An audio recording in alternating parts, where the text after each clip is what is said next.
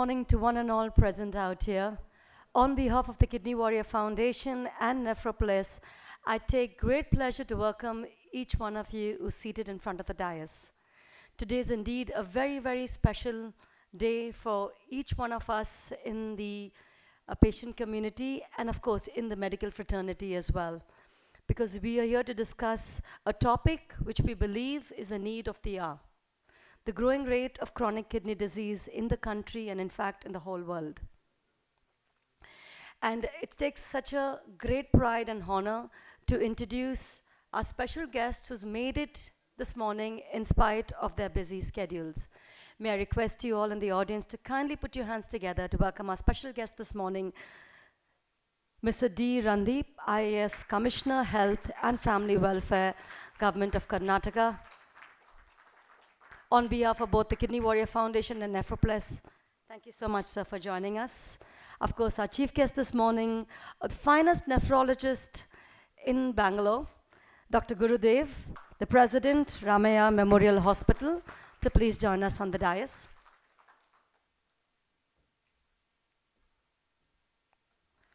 May I take the privilege to welcome the President, IMA, Mr. Dr. Venugopal. Thank you so much, sir, for joining us today, in spite of your busy schedule.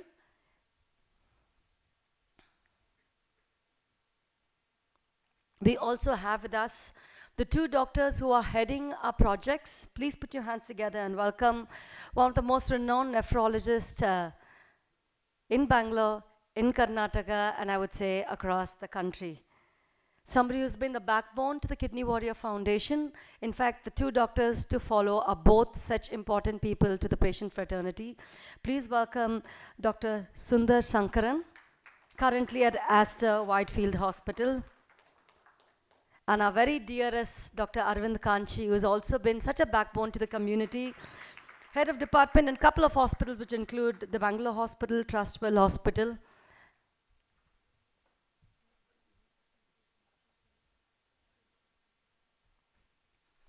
May I request you to please give a big hand of applause to our special guests seated on this dais this morning.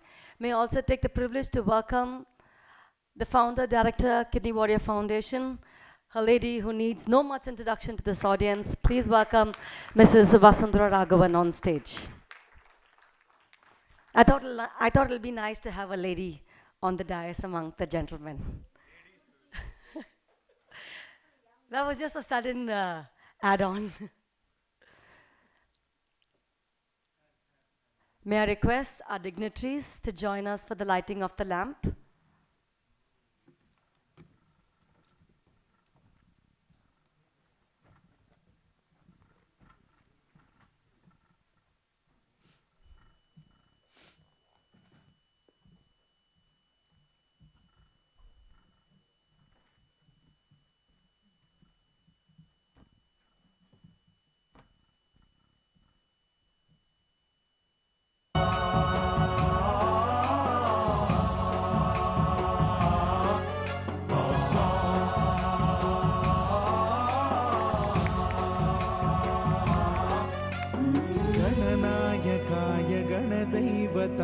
गणाध्यक्षाय धीमहि गुणशरीराय गुणमण्डिताय गुणेशानाय धीमहि गुणातीताय गुणाधीशाय गुणप्रविष्टाय धीमहि एकदन्ताय वक्रतुण्डाय गौरीतनयाय धीमहि गजेशानाय भालचन्द्राय श्रीगणेशाय धीमहि.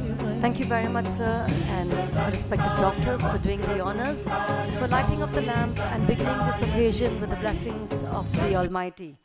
Before we proceed further, we'd like the audience to know that the task force is an initiative by the Kidney Warrior Foundation. We started off, we aim to have various different task forces, and the first task force that we started off is the preventive measures in the country.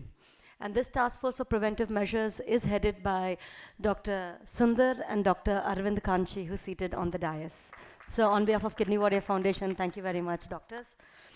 We're now going to request our chief guest to talk on the theme that we are presenting today, preventive measures and the need of the hour for the growing rate of chronic kidney disease in the country.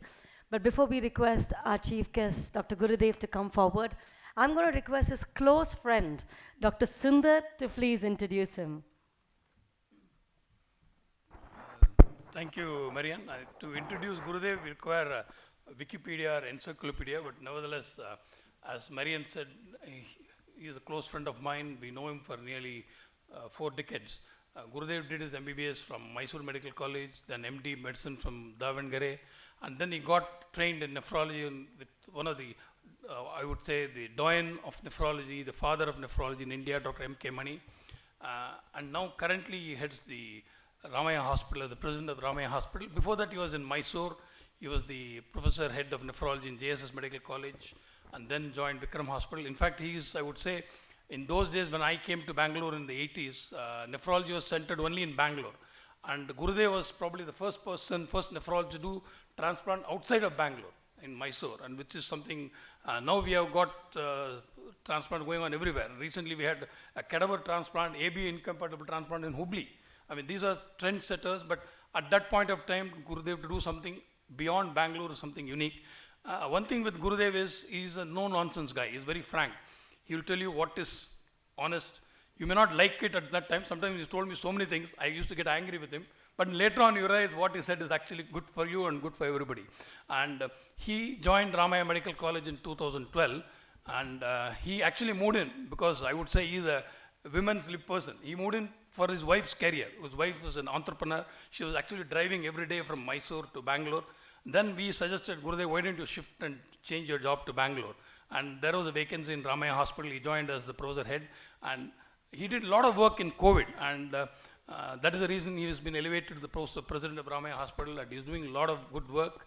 And he also is very active in our association. In fact, any problem we have in the association, which is whether it's political or non-political or dealing with patients, we always talk to him and he gives us frank advice how to go about it. So it's indeed a great honor to have Dr. Gurudev, Professor Gurudev here with us to inaugurate this program and also talk a few words on prevention of CKD, because prevention, I think, is more important than treatment. I don't think in a country like America can afford to treat all the patients with ASRD. So I think prevention is important. I request Gurudev to be with us. Incidentally, Gurudev has recently become a grandfather of, I welcome to the grandfather club because I have 4 grandkids myself. And I keep saying this too often. We should have some way where you can become grandfather without becoming father. Then it's easy, you know. So nevertheless, Gurudev, I request you to say a few words and inaugurate our program. Thank you for being with us. Thank you.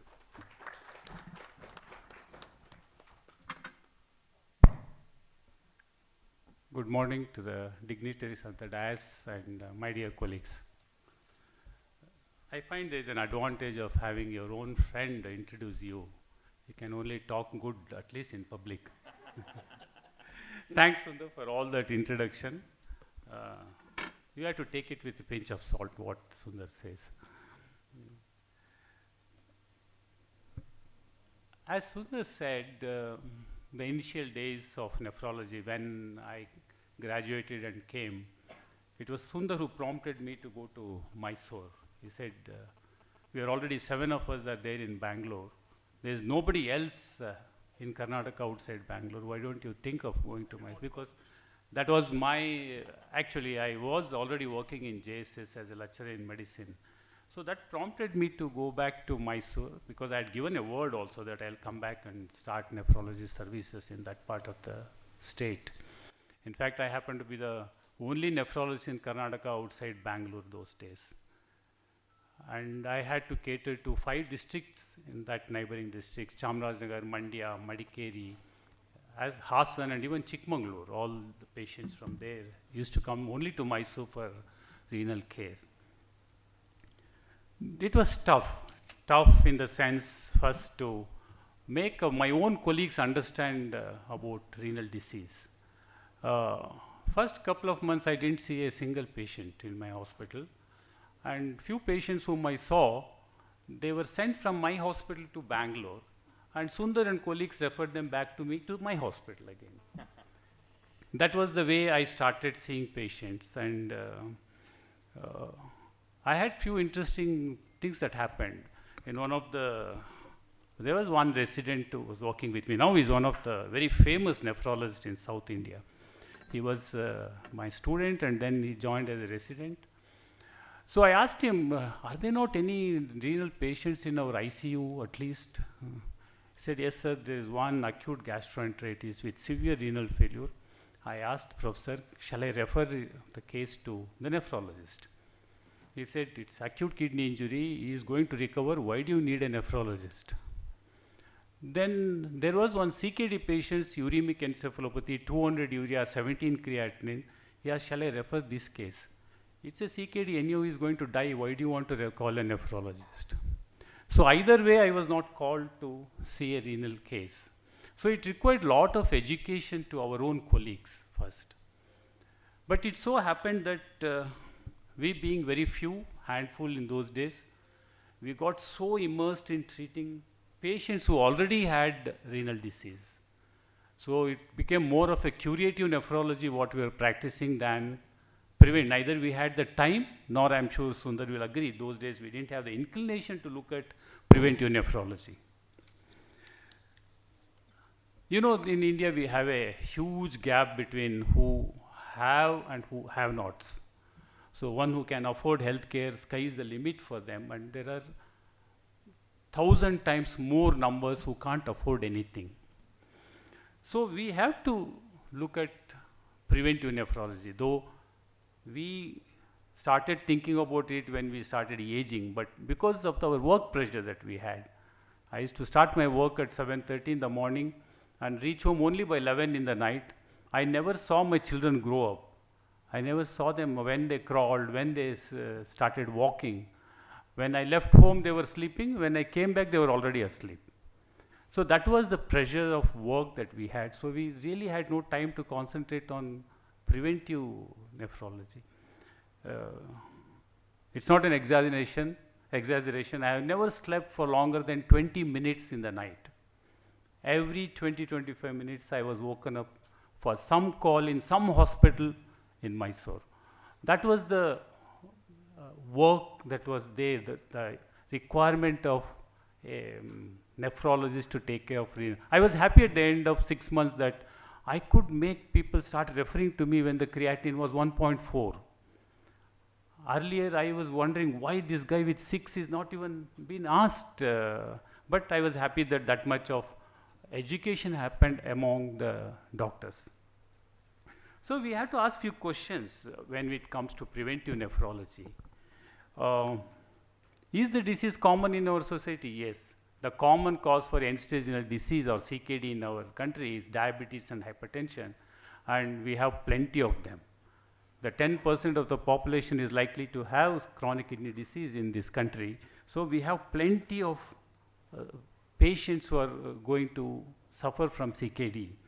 Then we ask another question, is the intervention going to help? Definitely, there are a lot of proof. My own mentor, Dr. Mani, when he demonstrated that when they brought down the systolic BP by just 10 millimeters from what it was, he showed that the reaching end stage renal disease was postponed by 4 to 5 years. That was a huge benefit just by bringing down by 10 millimeters of Hg. Then, can these diseases be detected? I'm sure all of you know, one hemoglobin, one urine examination, one creatinine can detect most of the kidney diseases in our country. So it's very easy to detect also. Can it be prevented? I'll tell you how it can be prevented, how it has been shown with authority, with authentication, with solid data to back up. And how is it cost effective? Yes, it's so cost effective to screen these patients and also to prevent the complications. So having said all this, that I was fortunate to work under Padma Bhushan Dr. M.K. Mani, as Dr. Sundar mentioned, a pioneer in the field of nephrology. He started a program called Kidney Help Trust in late 80s and 90s. he adopted one village of a population in Tamil Nadu, 21,000 and odd people, and another village which didn't opt for his method of screening and treating. So what he did is he employed 10th passed or failed girls and boys, trained them how to check blood pressure, how to check urine for sugar. So from a newborn to the oldest in the society was screened every month after month for 20 long years. And what did he do? All those who had proteinuria and all that, every month a doctor went to the village, he sat with a white coat under a tree or in a temple or in a school, and he examined all those patients who were screened and found to have some abnormality. So he could detect early kidney disease in the form of proteinuria or blood sugar. So what he did is he used the cheapest possible medication. Like, I don't know, many of you might not have heard about Adalfin Acidrex. SKF used to manufacture this. It used to cost only 3 paise to control the blood pressure. Since it was so cheap, SKF stopped manufacturing it. Dr. Mani went to the court and got an ordered SKF to start manufacturing Adalfin Acidrex. Then he used the cheapest oral anti-diabetic drug to treat all the diabetic patients. So having done this, what did he find at the end of 10 years? I had no time to talk to him last night, otherwise he would have given me the latest figures.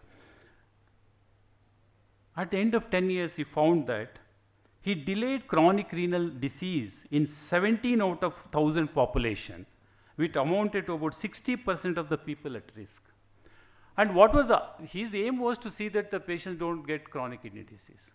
But in the bargain, he found that the heart attacks came down by 30% in that village compared to the other village we didn't opt, which he used as a control. And he found that the strokes came down by 25%. And when he published this data in American Society of Nephrology, it was considered as a position paper, and it was circulated to every delegate in International Society of Nephrology. And it said this is the only way we can bring down kidney disease in the society. That is by screening them periodically from birth till the end. That's what he proposed. I have heard him speak to various government people in various forums. In fact, in one of the conference in Pondicherry, the President of India was there, 5 union ministers and 4 state ministers. He presented his data. He pressurized them that it should be included made as like in our malaria eradication program, like our TB eradication program. Similarly, we should have eradication of CKD by making it a national program, by early detection. From the school itself, one has to start looking for kidney disease. A simple urine test will tell us whether he has got microscopic hematuria or a proteinuria, which can detect. Like in Canada, I think it's a part of their school health checkup. Every child has to go through urine examination to detect early kidney disease. So everybody agreed when he made a presentation, but 10 days back when we met, last month in February, Bangalore, he came down when I met.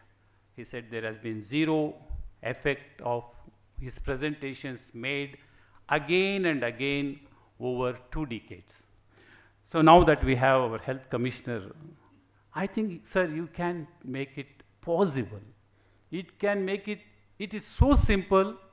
You can just browse Dr. M.K. Mani kidney prevention. You will get complete data. How simple it is and how easily we can prevent a dreaded disease like CKD. The another thing Dr. Mani did, which none of us didn't think that it was so important, was use of ACAs and ARBs in prevention of progression of CKD. People could recognize who is the doctor by looking at the prescription, because he was the only one who showed the ARB and ACI's dosage for control of hypertension is different from what we use for prevention of progression of CKD.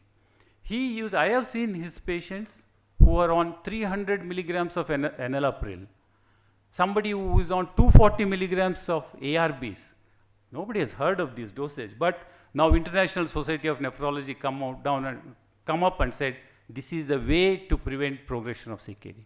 So with his study, he has found that he postponed the end-stage renal disease by 15 years in diabetics. Somebody would have gone into renal failure after 5 years of detection, they were still holding on at the end of 25 years. What a wonderful thing. I mean, any number of, we are very proud to say, okay, my transplant patients are there still 25 years. One of my patients completed 28 years just last week. And she never, after 8th day of discharge, she has never got admitted to the hospital. She just comes every month for checkup. COVID taught all the patients and also doctors that it's not necessary to come every month. So they have started coming once in 3 months. It's unfortunate that she has outlived her donor. Her younger brother who donated died of CS stomach 12 years back, but she's going very strong. That's fine. Somebody who has reached end stage, that's okay. But every time when I completed my 100 transplant, I called my boss and said, sir, I finished 100 transplant.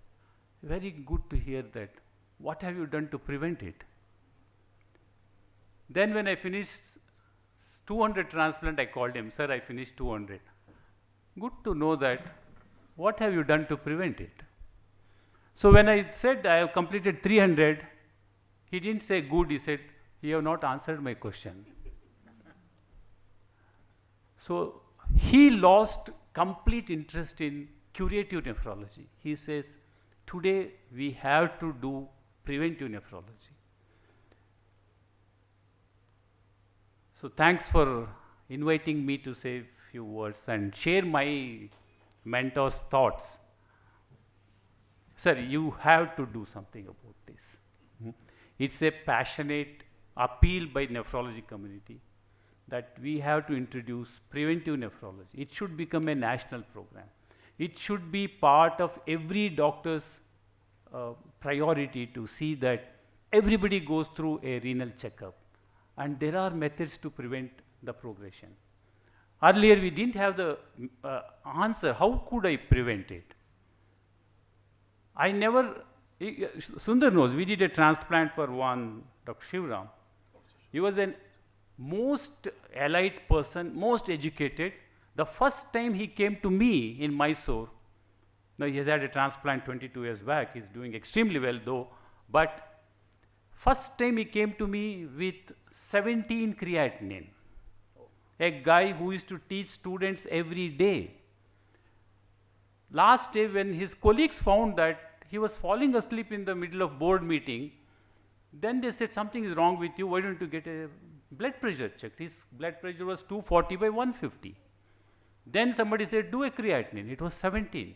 He said this must be wrong, doctor. I said no. Then he had a transplant.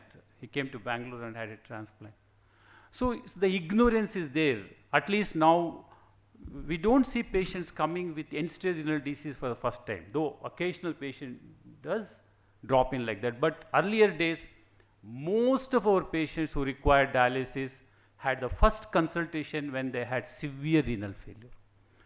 If only we had done the testing much earlier, maybe we could have postponed the eventuality. Thanks again, ma'am, for calling me, and my dear friend Sundar for proposing my name to inaugurate this program, and all of you having come on a Sunday morning. I was telling Sundar it is very easy to get the speakers, but difficult to get the audience.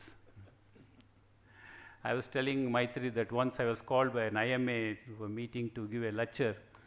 So it was at 7:30. I was traveling from, I said, okay, it was in Mandya. I said, okay, let me finish the talk and go to Bangalore for a weekend. So I took my wife and 2 children also. I said 7 o'clock, by 8 I'll be back in the car, we'll go. So it was 7, 8, 9, 10. The organizers kept, sir, 10 ನಿಮಿಷ ಬಂದ್ಬಿಡ್ತಾರೆ ಆತ್ನೆ. So when I started my talk, it was 11:15 in the night. Then there were only 4 people. I said I can get 3 more audience. I pulled my family and I lectured them. So that their anger would come down. I don't know, I think they got more angry after listening to me. Thank you very much.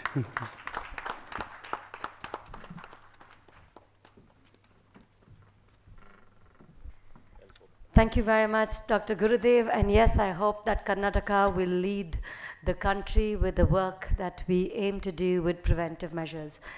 May I now take the opportunity to honor our guest who's seated on the dais. To begin with, can I request our chief guest, Dr. Gurudev, to honor our special invitee, Mr. Randeep, who's present out here this morning.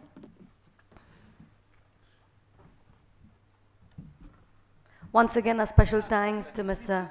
Randeep, the IAS Commissioner, Health and Family Welfare, Government of Karnataka. May I request you all to kindly put your hands together for a warm round of applause for our special guest this morning.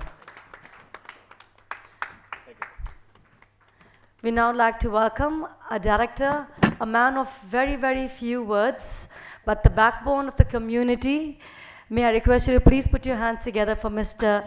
Srini Raghavan, who's joining us on the dais to do the honors of honoring all our dignitaries on stage.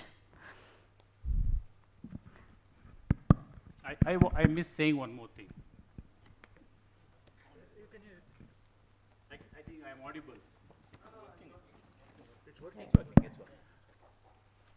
It's not only enough to have good thoughts. To do good, it should come with power. Sir, you have the power. So you can make it reality. So when they made me president of Ramaya, first thing I told them is, you have taken away my power of complaining now. So I have to deliver. So it's actually possible, sir. The fact that he's come, that itself shows this community. I mean, very few, and that to come on time, ahead of us. We appreciate that. Thank you, Dr. Srini, can I request you to join on stage? And we'd like to honor our chief guest for this morning, Dr. Gurudev.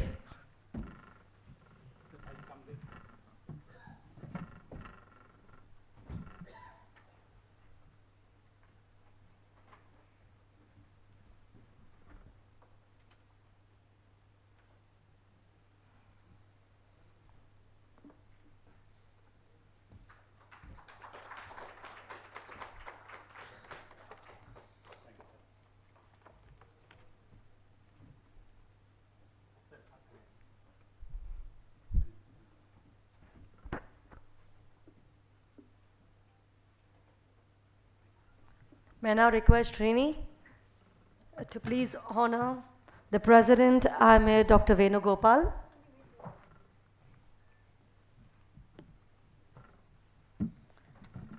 Thank you very much, Dr. Venugopal, for joining us this morning. Such an honor to have you with us.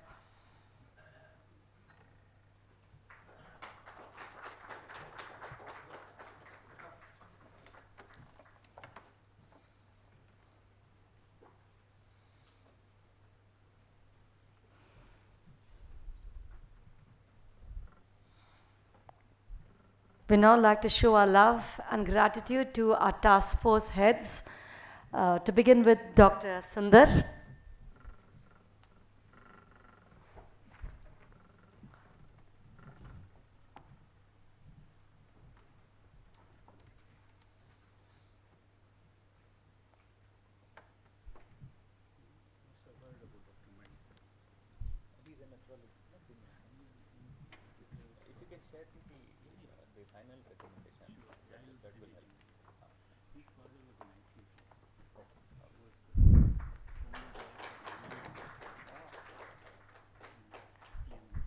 And of course, our dearest Dr. Arvind Kanchi.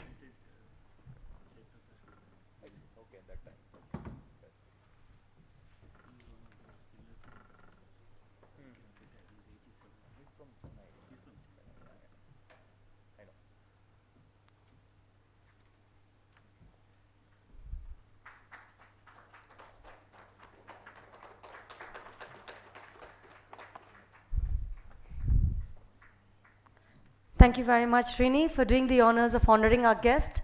If our guests can join us together for a group photograph, and then we can take our seats on. Us too? Okay.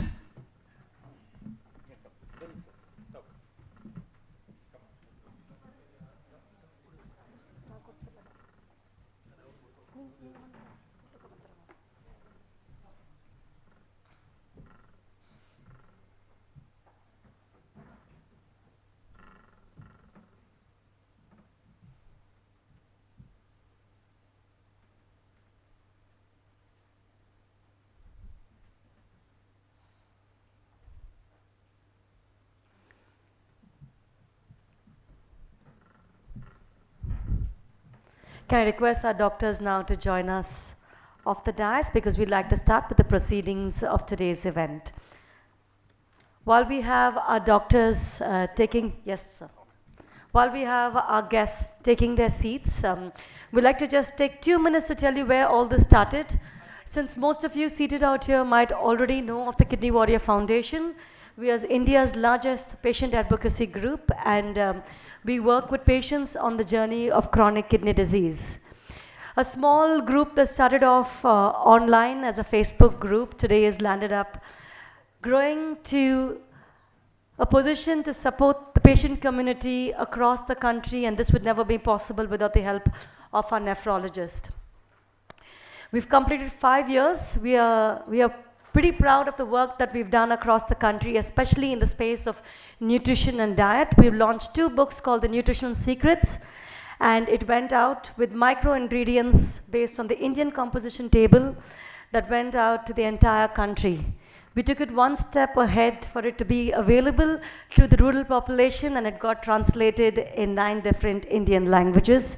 We have Sunita, who's been such an integral part of this. Sunita, can you wave your hand out so that everybody can see you?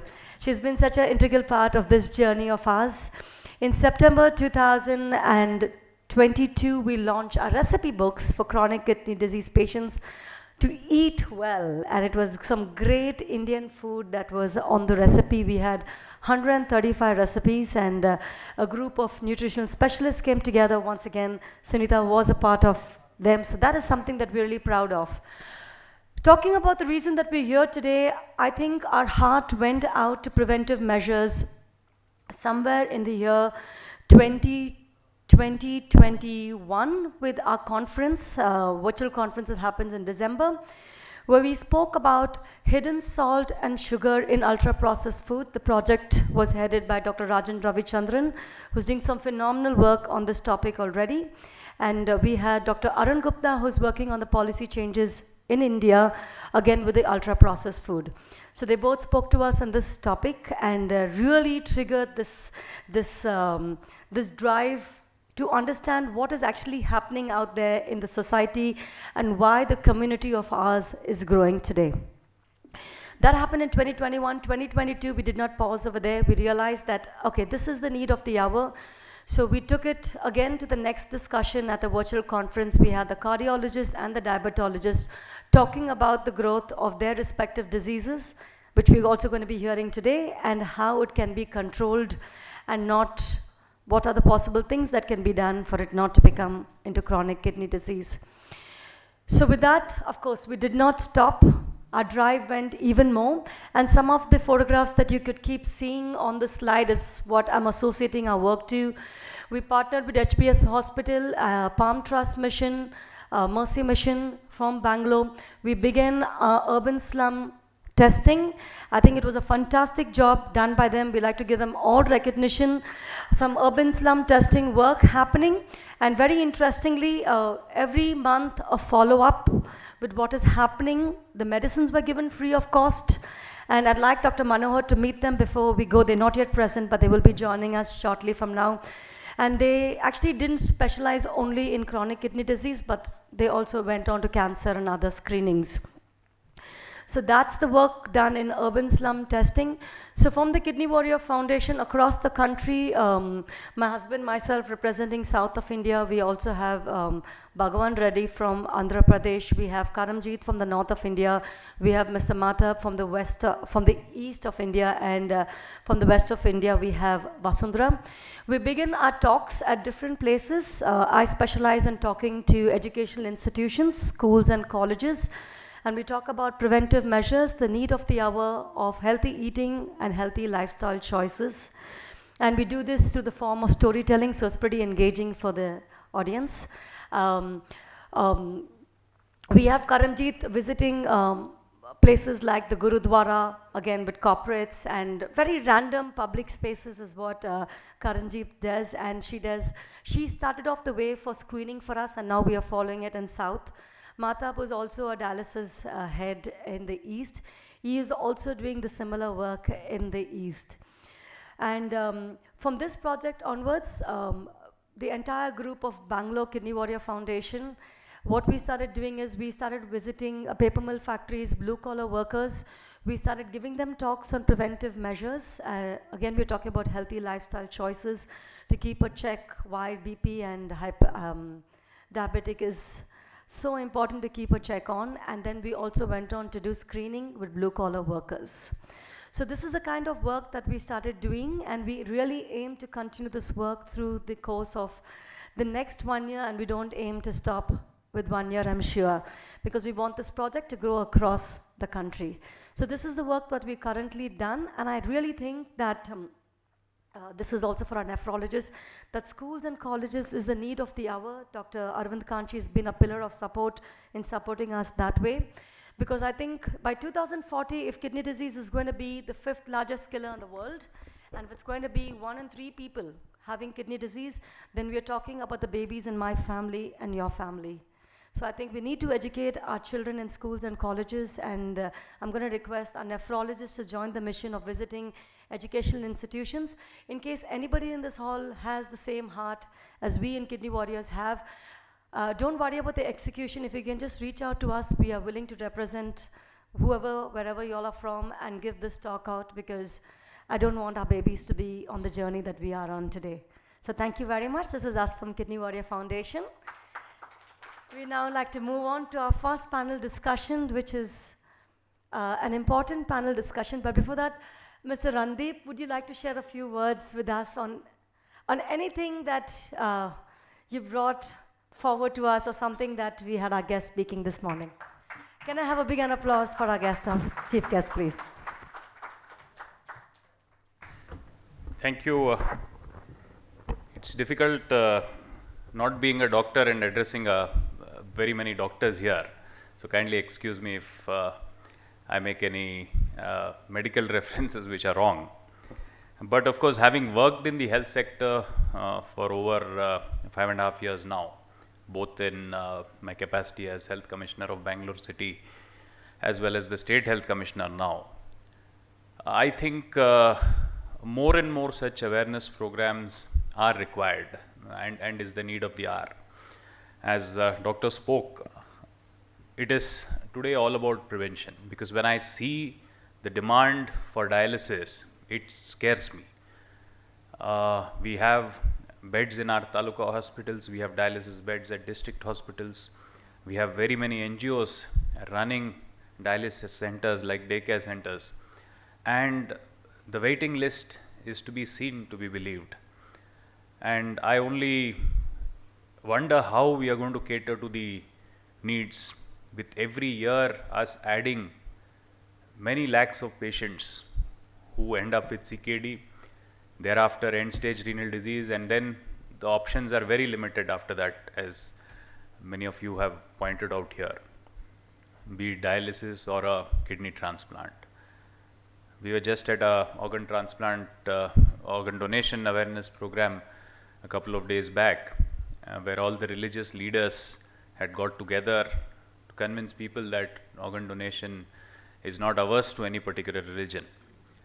And when it came to kidney, we realized our waiting list was more than 4,500 people waiting for kidney transplant.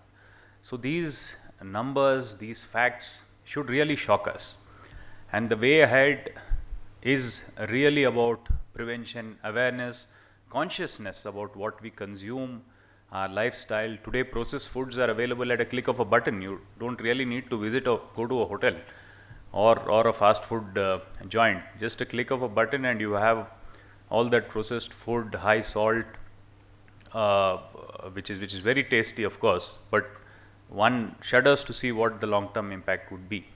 And with youth, children, including my children, addicted to foods like this, I really wonder where we are headed.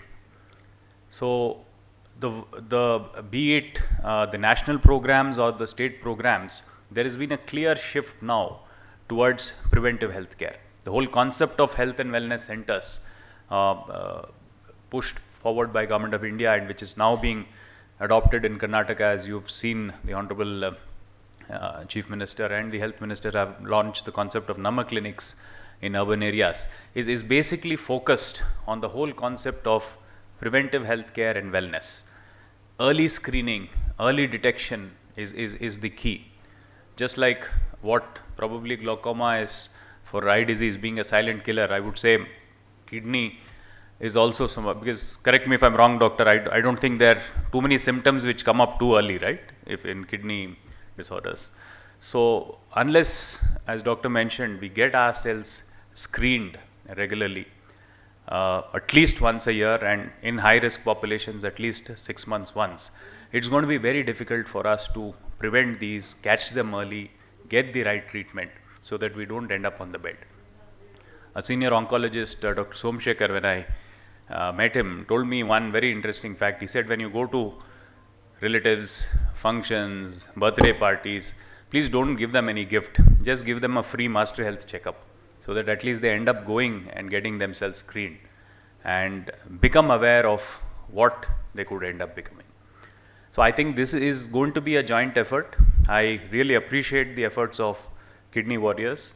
You brought out a topic which is of great importance in the coming days, be it cancer, be it the lifestyle disease of diabetes mellitus, hypertension, CKD. These are going to be staring us in the face, and while we have the largest working population in the world and probably the youngest population in the world, it will not help us unless this is a healthy population, unless they can stand on their own feet without being dependent on drugs, medicines, treatments, and God forbid, organ transplant. So I would just leave this key message that wherever possible in your own fields, please talk more about this. I'm very happy to see the booklets that have been brought out, which is all about lifestyle, which is all about nutrition. But one needs to really keep in mind that unless this is a ticking time bomb, which I have seen very closely from the department, and it is today not urban centric or only amongst the elite population. It spans across rural India. I think doctor would have seen it in Mysore also, the rural areas. We find dialysis patients even in the remotest of parts of the state and in the country. So in that regard, I think sessions like these are extremely important, thought sharing, and of course the treatment methodologies would have to improve over coming days. We need to ensure that quality of life is improved along with the treatment, and that is where all of us need to join hands. From the state, we have the state organ transplant organization, which is involved in the process of ensuring that organ retrievals happen in time, as well as the transplant, as per the transplant rules, the organ allocations do happen.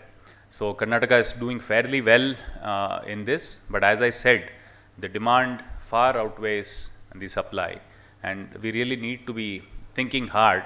Probably this group here can come out with some kind of a action plan for the state in the coming days on what they need to do. Probably what Dr. Mani had charted out and presented. I mean, if that could be summarized and submitted to us, we are willing to look at it with open heart and ensure that we put in some kind of an implementation plan, because today the resources in terms of funding coming in from Government of India and the state government towards health is far higher and far better. Post-COVID, there is this great thrust on preventive health care and also to an extent curative health care. So I think we should grab this opportunity and ensure that you come up with a clear agenda plan and what a clear wish list which you feel the government can help provide, and there should be convergence of efforts. Do let us know with whom to join hands so that they become force multipliers and we are able to deliver on the ground. Thank you for having me here. I would spend some more time with you and try to gather more information in this regard. Thank you again. Thank you very much, Mr. Randeep. I'd like to actually acknowledge your warmth and love the moment we, from the Kidney Warrior Foundation, reached out to you. It was really kind enough for Mr. Randeep to immediately get us on a Zoom call. Like Dr. Gurudev said, coming from a space of power, but also having the heart space is what completes the whole human being. And we went on a Zoom call, and we were able to address the need of the hour, what we want to do. He warmly welcomed the idea. In fact, today, sir, I know you have some personal commitments, but you've taken time off to be here with us. I think that itself makes so much of meaning, gives us the hope for the meaning of the work that we are doing. So once again, may I request you all in the audience to please give a warm round of applause to Mr. Randeep. Thank you so much, sir. And as you mentioned, I'd like to take the opportunity. In the audience, we have a very good friend, Lija Mole from Soto. Can you wave your hand out? Doing some phenomenal work on organ donation, heart in the right place. Really working towards the patient fraternity, having organs available. Thank you so much, Lija. On behalf of Kidney Warriors, we are a patient community. The work that you do makes so much a difference to the community like us. Thank you. We now dive on to our first panel discussion, and I'd like to first welcome our moderator who's already been on stage, Dr. Arvind Kanchi, to please join us on the dais.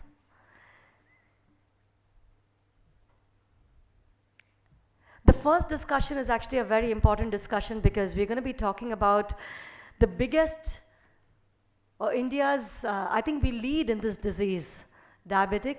So we're going to call upon a diabetologist, Dr. Manohar, who's also the head of the Diabetology Association, Karnataka, and is from Manipal Hospital.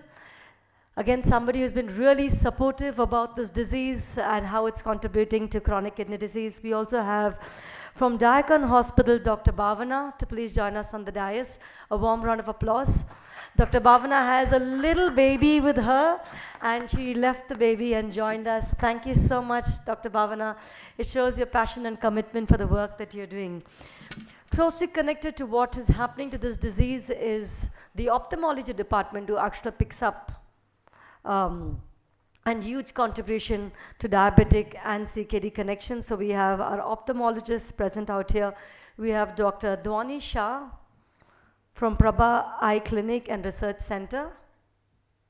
And we also have Dr. Santosh from Prabha Eye Clinic and Research Center to join us on the dais. So this is our panelists for you this morning, and a little more energy from the crowd because we're going to be talking something really heavy, but a lot of love from the audience. I think we'll get this going. Can I request Dr. Arvind Kanchi to please take over?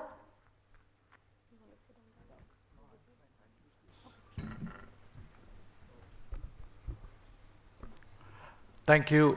First, it's my duty to thank the Kidney Warriors, especially Vasundhara as well as Marianne, for asking me to moderate this session and be here. It's a pleasure. And it's quite an important subject. You're looking at trying to prevent chronic kidney disease. Chronic kidney disease is on the rise and accounts for, the accounting of chronic kidney disease for deaths has gone up from 15% in 2003 to 38% in 2013, and it's gone up even higher now. If you look at diabetes, 40 to 60% of patients who are in hospitals undergoing dialysis are diabetics. If you're looking at hypertension, about 80 to 90% of patients on dialysis have high blood pressure. So it's very important for us to try to prevent chronic kidney disease developing, and diabetes and hypertension are those two diseases that are paramount, that we try to control, prevent, reduce the complications, therefore, of kidney disease. Now,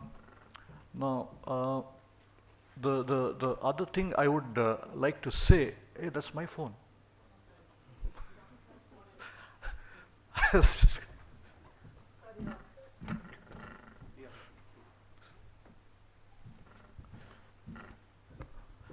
So, I would just tell the GPs who are here that if you could do a GRBS and a urine dipsticks for every patient who comes to your clinic, that would be some sort of a move towards prevention. Not just a patient, and I have started doing this in my clinic. I try to ask every relative or caregiver who accompanies the patient to get a GRBS and a urine dipsticks done. Just for the heck of it, you don't know who you're going to pick up. Now I have an august gathering of diabetologists and ophthalmologists here. So I'm going to start by asking Dr. Manohar, what sort of patients do you see in your clinic? How many of them are diabetics? Do they present early to you? Do you have a problem with a late diagnosis of diabetes itself, let alone CKD? Yeah, thanks for the invite. I'm very, very happy to be associated with this Kidney Warrior Foundation. So, in the COVID time, we had done some lifestyle related talks, and thanks for bringing me on here. Yeah, unfortunately, I say most of the time these diseases are silent diseases. May it be diabetes, hypertension, even simple anemia most of the times, and the kidney diseases. So many times people will ask, if you have a pain, you come running to the doctor immediately. It may be very, very trivial, or a fever. People will come because it is bothering them immediately.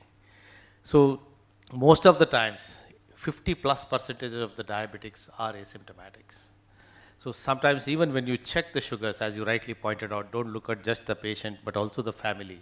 When we look at a basic blood glucose or a blood pressure, I make it mandatory in my clinic for even the bystander also to be checked, as you rightly pointed out, and that is the first way to go about, is what I feel. So many times we see high readings and they say, no, it can't be. So denial is always the first response of human beings. So yeah, it is a silent diseases. People crib that even COVID, which was a relatively new disease, caused a lot of devastations, had a vaccine. I say, yeah, even for non-communicable disease like diabetes, hypertension, kidney disease, heart disease, there is a vaccine, and that is education and lifestyle modifications. We don't have to feel bad that there is no specific vaccine. There is a much broader vaccines. That's what I was very happy to know, that what Professor Mani did, like we need to prove to the world that that is a vaccine. What better vaccine than to have to checked and prevent it?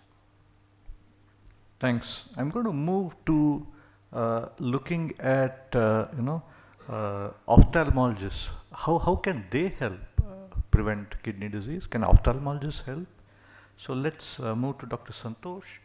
Dr. Santosh, how do you screen diabetics, either type 1 or type 2, for eye disease? What eye problems do these patients have? And do you advise these patients to do anything else if you detect eye disease due to diabetes? First of all, thank you all the organizers for giving me this opportunity.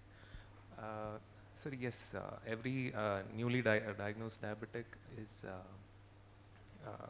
screened, like you said, with RBS, and also we do a routine blood pressure monitoring also. And whenever we do detect any signs of diabetic retinopathy, we do tell them to get a full physician checkup evaluation, including the we actually ask for the lipid profile, serum creatinine, blood urea, and if anything turns up, we make sure they reach a nephrologist. Suppose anything turns up. Can I add to that, sir, if that's all right? Please, I was going to come to you next and ask what sort of tests would you do as a diabetologist to, look at other organ damage, and therefore we are looking at chronic kidney disease, and how do you go about, when would you start screening? So diabetic, either let's say a type 1 patient versus a type 2 diabetic patient reaches you, how would you screen this patient for kidney disease? When would you start screening? There are many patients who come to us saying that namdu bari sugar check ಮಾಡ್ತಾ ಇದ್ದಾರೆ, ಈಗ sugar, then they show us 2 to 3 years of sugar of PPBS, FBS. So we sometimes don't see creatinines or urines. What is your advice on that? Yeah, thank you for the question, and thank you to Marian and everyone from Kidney Warriors Foundation for the invite. As a physician, as a diabetologist, my appeal to all of you treating any patients with diabetes is you need to practice comprehensive care. So we don't look at sugars alone anymore. A patient walks into my hospital, whether they've been diagnosed that day or they've been diagnosed 5 years ago, I really do not have the confidence that they've had comprehensive care unless it's someone who's seen a very well-known colleague like Dr. Manohar. Otherwise, the care is kind of fragmented. So if someone walks in to see you, what do you need to do? Check their A1C, get a renal function test, measure the UACR, get a lipid profile, check the thyroid function, check their eyes, check their blood pressure, check their feet, check their vascularity, get an ECG. And then if you have something vague, like breathlessness on exertion, unexplained fatigue, they possibly also have preserved ejection fraction and heart failure, and you might need a cardiologist to step in and do an echo. So this is really what a physician, a GP, and a diabetologist needs to do today. And all of this is certainly possible, and we have been doing it in our hospital for every single patient. Not all patients are happy about this. A lot of them complain, and some of them, once they hear the procedure given by the reception, they walk out. But we have never stayed away from the process because we believe that comprehensive care and screening from day one is the way to go. So we did a study nationwide in about maybe 2015-16 from several hospitals and looked at the data of patients with newly diagnosed diabetes, diagnosed with the diagnosis duration under 3 months. 1% had kidney disease, 6% had diabetic retinopathy, 90% had dyslipidemia, and 30% had hypertension. So you know where you stand. If this is the percentage with newly diagnosed people with diabetes, what happens after 5 years of diabetes or after 10 years of diabetes? The next appeal to all of you is checking a creatinine and a UACR is easy. Measure the GFR, please, when you give your medications to your patients. We can't look at a creatinine alone. It by itself doesn't mean anything. Check the GFR, because today we have so many diabetes therapies that prevent progression of kidney disease when used. We have SGLT2s, they've gone off patent, they help the kidney, they help the heart. And we have GLP-1 RAs, which are expensive. The third appeal is check your eyes. Now, doctors from Prabha Eye Clinic and we share a lot of patients in common.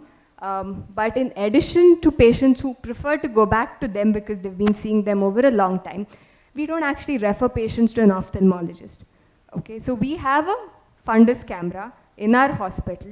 You just take the fundus phone, the camera, and you take a photo. You don't need to dilate the eye.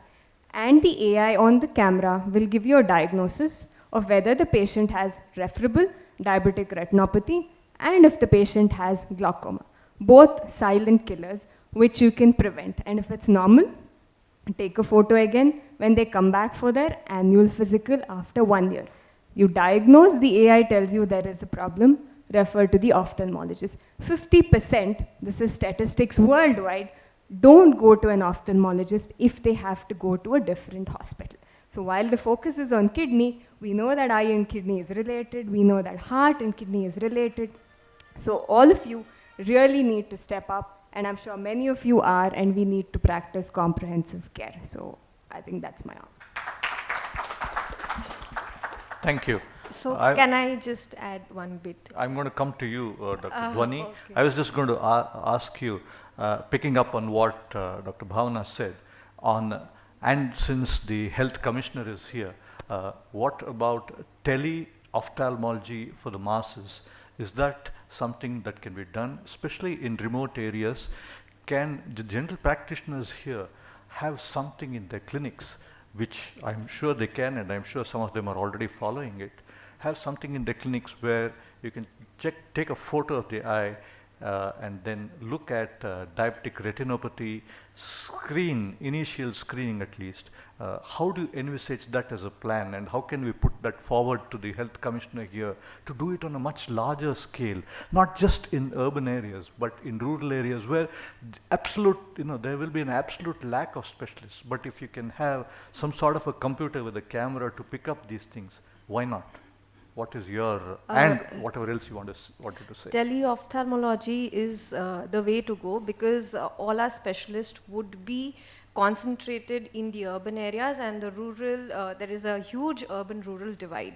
So teleophthalmology means that there is a technician, there is a van, there is a fundus photograph, probably a non-mydriatic. Non-mydriatic means we don't have to put drops to take the photographs. So this good quality photograph would run around in the rural areas. It's like a van, and it picks up photographs. It transfers all these photographs onto an app, and this app is logged on to in the house of the specialist in the city, where we can give comments, and these comments are transferred back into the computer, where the local doctors, the GPs, can look at the answers of whatever this patient has, yes or no diabetic retinopathy, needs a referral, and they can convey it to their patients. This program is very much running. Actually, we have our hospital, which is Vitala Hospital, which is doing this program, and it goes to various clinics in Karnataka, and there are over 10,000 patients who are already onto this program, and the photographs have been taken regularly. This van moves around for the whole month, going to different districts, different hospitals, picking up photographs, and the specialist sitting in the hospital will be giving their inputs for the same. So teleophthalmology is extremely important in terms of rural and outreach programs for outside the city population. And nowadays the cameras are of very good quality, which can pick up early diabetic retinopathy. And we have diabetic retinopathy which is divided into mild, moderate, severe, very severe, proliferative. So most of these diabetic retinopathies just need to be screened. Not all of them require treatment, not all of them are vision threatening. So the cameras do a good enough job to pick up diabetic retinopathy and will give you the timeline of screening.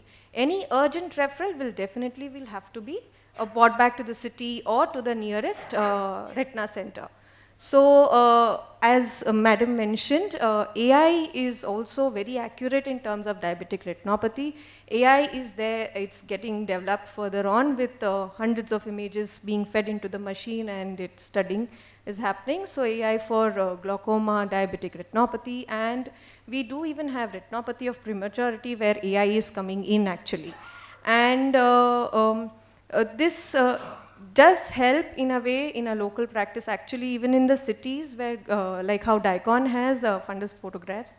So if that is done and the patient does not have any problem, that is good enough for diagnosis. We do not have to actually go back to the doctor. It is around 80 to 90% sensitive to pick up things and can prevent eye disease.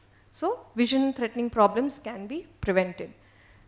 So some ideas here for the health commissioner as well to look at as a screening for let's say kidney disease, eye disease in diabetics. So for example, in a NAMA clinic that is coming up in a big way, why not have a dipsticks for urine so that you can detect protein, a GRBS definitely because it's very handy to detect diabetes, a creatinine level in the blood that will tell us whether the kidney is abnormal, a fundal screening that will tell us something about the eye, and so on and so forth, all possible. And this is something that the general practitioners can adapt or adopt in your clinics as well. I'm actually going to stop asking questions and throw this open to the general practitioners who are available here in the audience, because I'd rather that they ask the questions, and if they have any thoughts that they want to share with us, and then I'll put that across to the panel here and see how they respond. Do we have any questions here from the audience, please? Yes, please.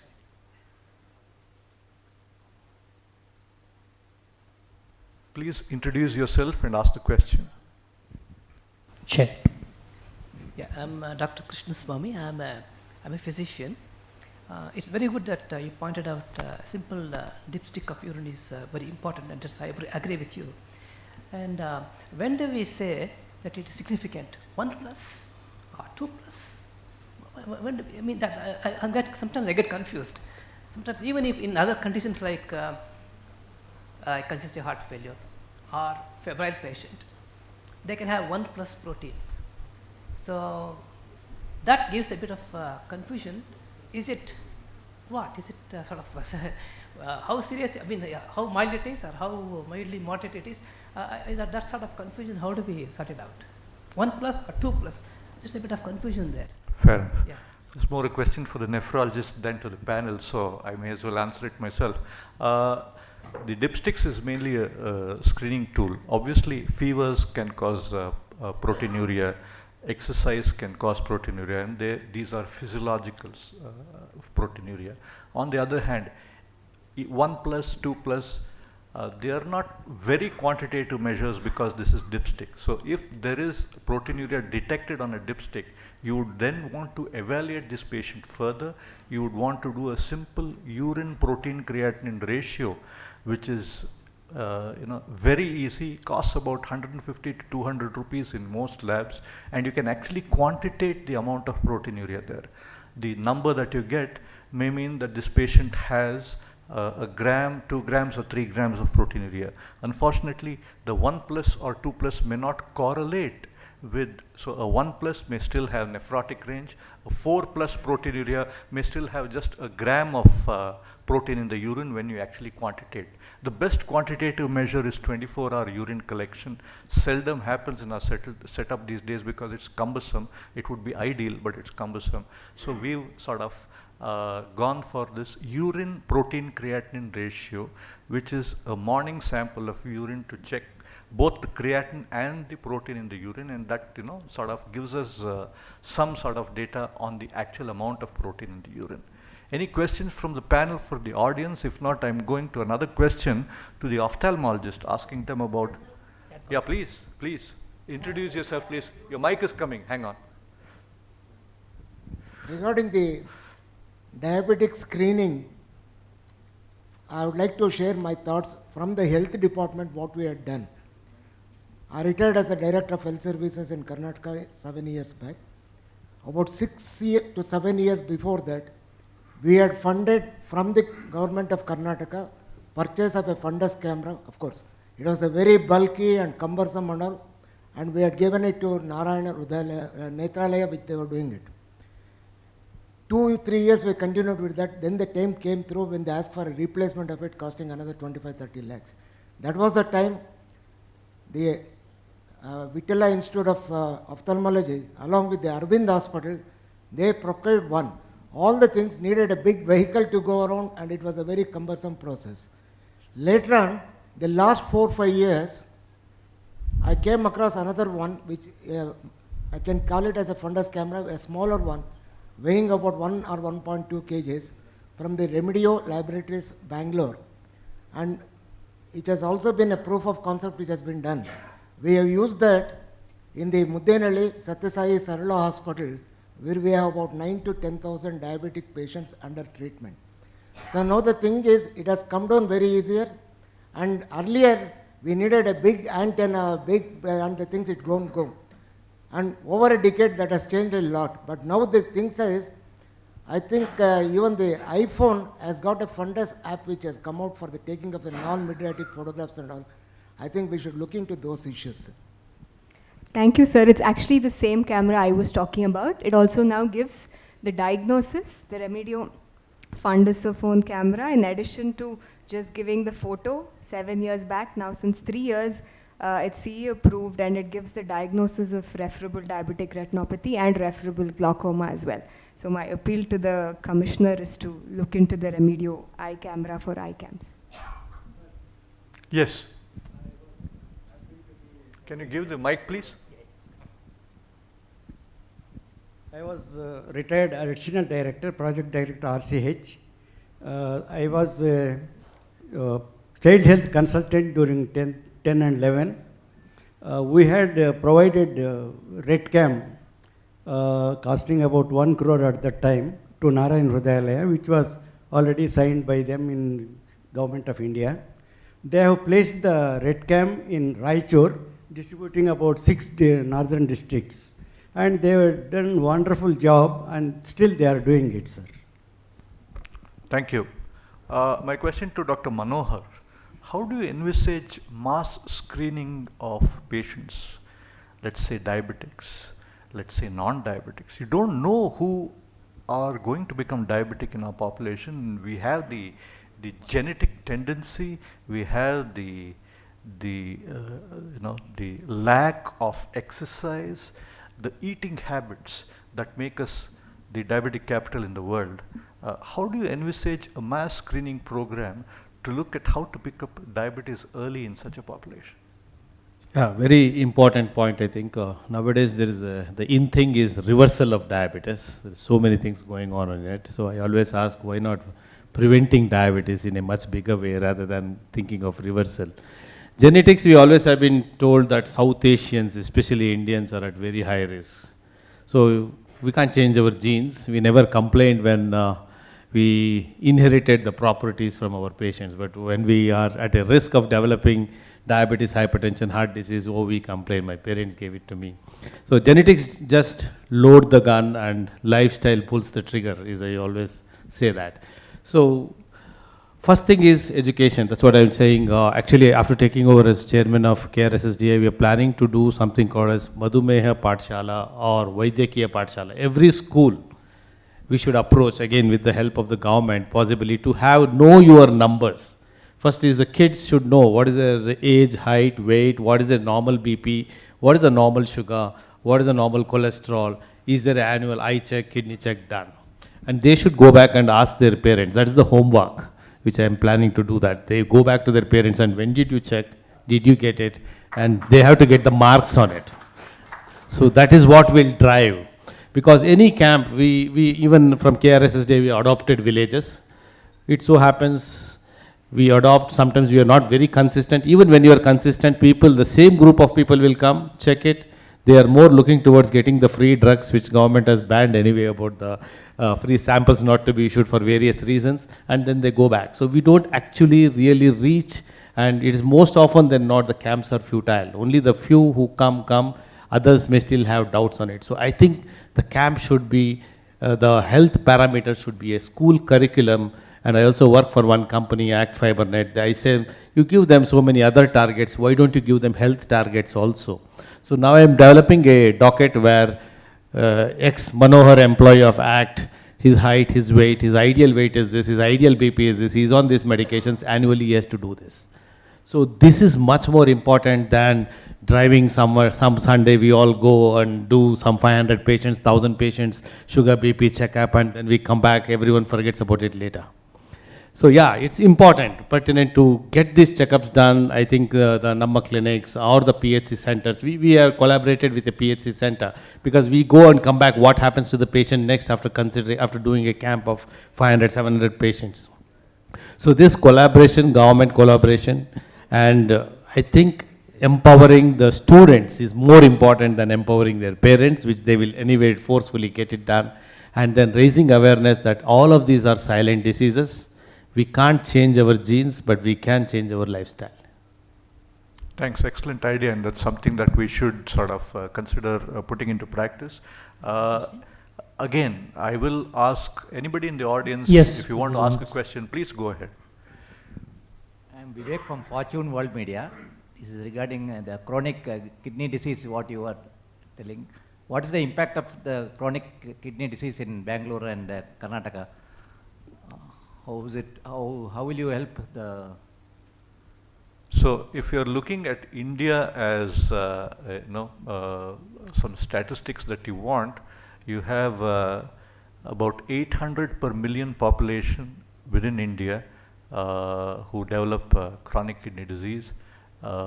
End-stage renal failure, there are about 150 to 200 per million population that have end-stage kidney disease.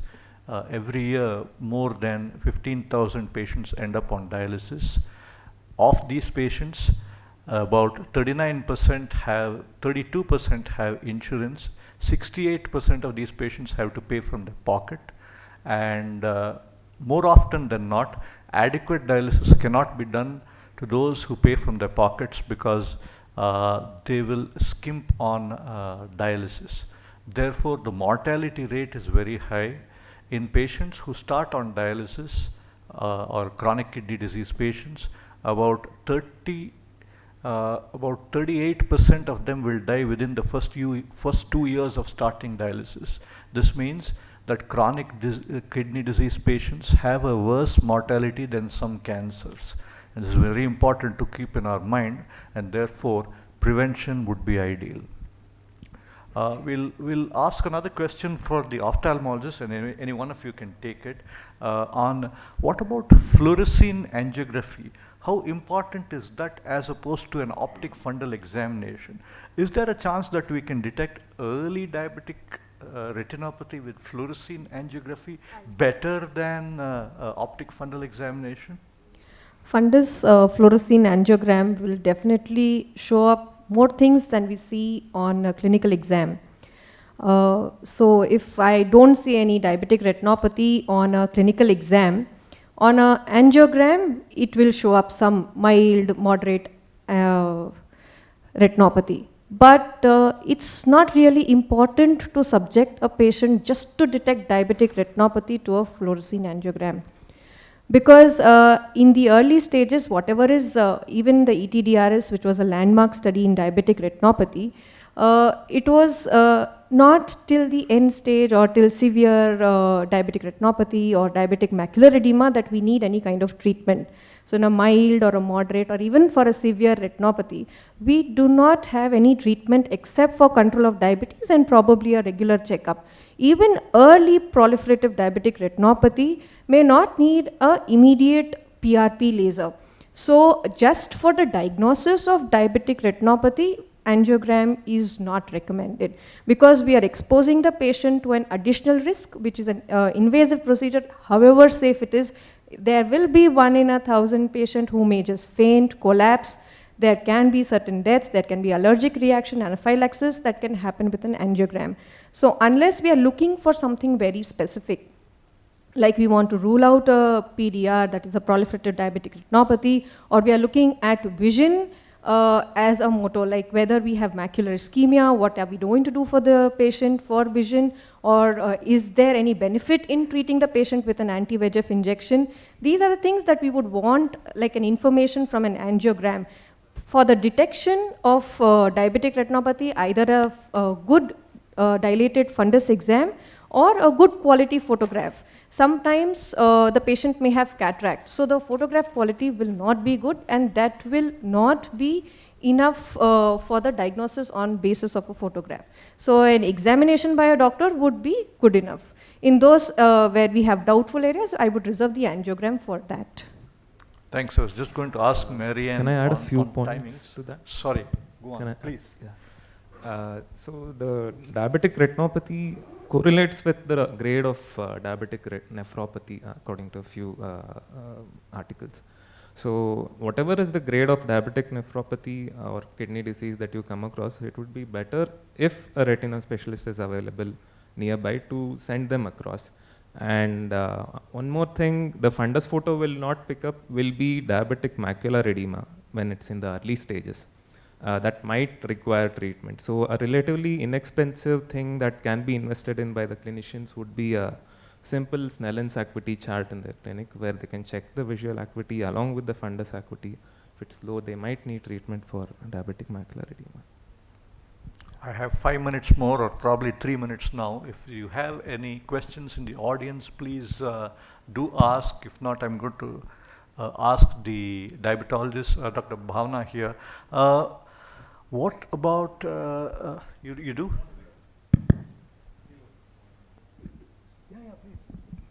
No, I think about this retinopathy, one thing which I notice in my practice is, we now use the word diabetic CKD. Earlier it was diabetic nephropathy. It's a very vague term, but if you look at the prognosis, if somebody has got proteinuria, diabetes, CKD, and if there is retinopathy, invariably we think it is diabetic nephropathy, where the prognosis is totally different. There, they'll reach end stage faster. But if they have got diabetic CKD with no diabetic retinopathy, I think they are better off. They land in dialysis later, vascular access problems are less. So that way it helps us to differentiate in diabetic CKD. So the ophthalmology is very important for me in my practice. I agree, sir, because I get a lot of referrals from nephrologists saying that please look at the fundus for retinopathy. And when we say that it is no DR in the eye, then I think the diabetologist, the nephrologist will prefer whether you want to do a kidney biopsy or not kidney biopsy, something that is how you take it.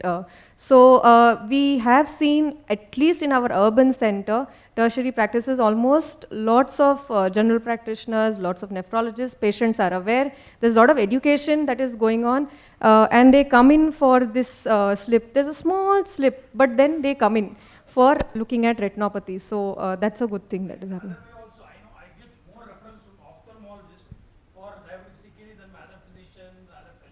That is true, sir.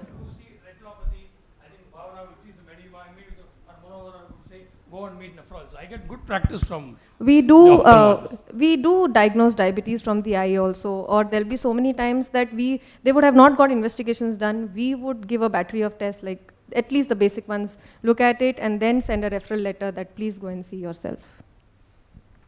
So Dr. Bhavna, a last question to you if there's no more questions from the audience. Yes, We I one have a more. question also.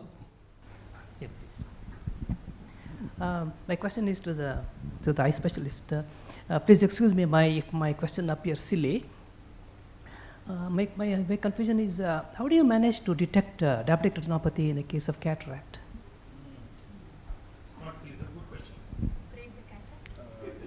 So that depends on the grade of the cataract. Can we have the mic, please? This.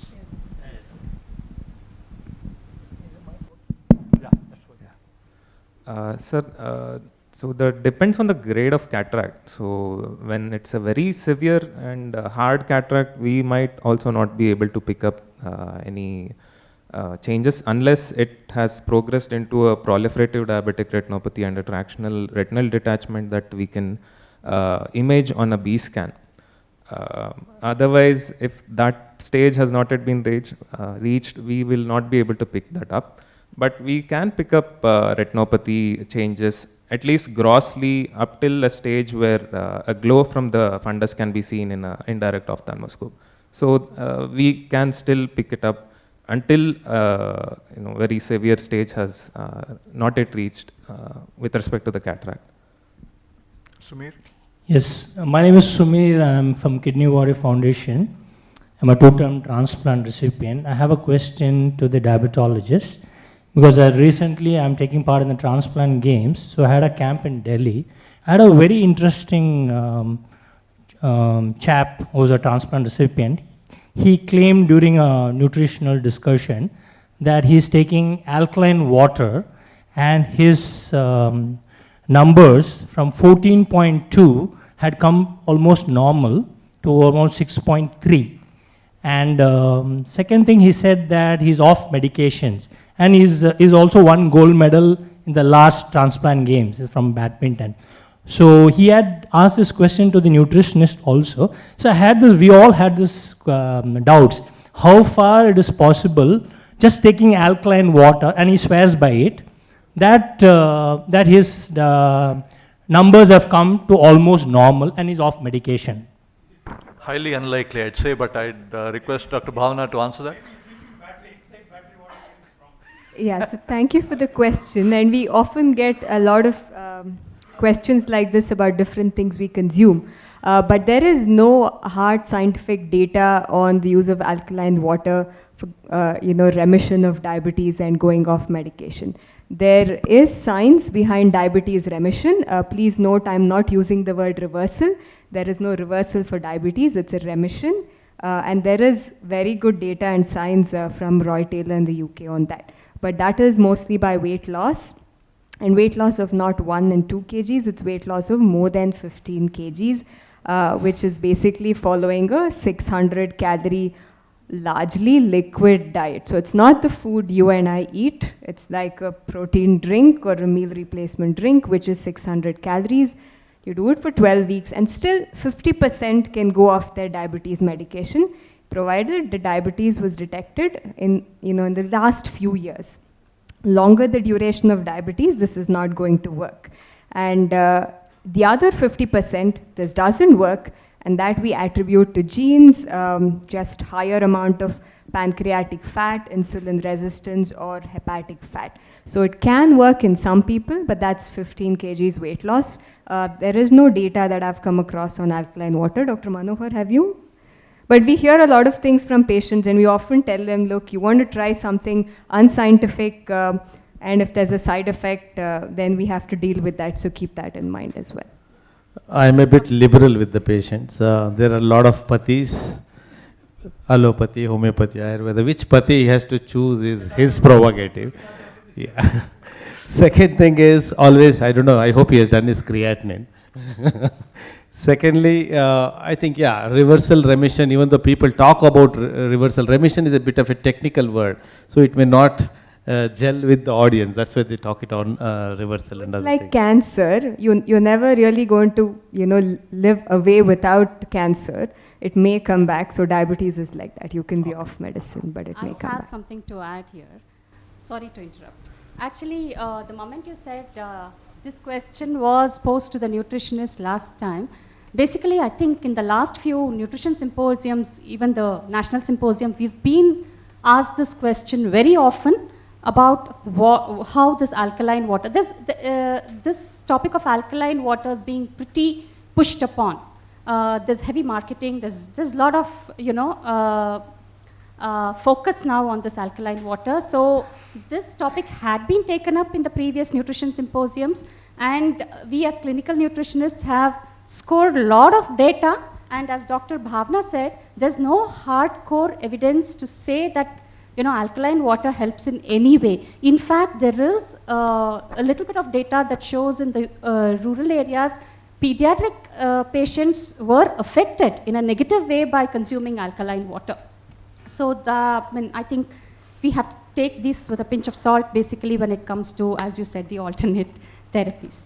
Thank you. Let's be neutral on it then. Thank you. Because that gentleman had invested around 3 lakhs on using the alkaline water machine, and he got it imported from Japan.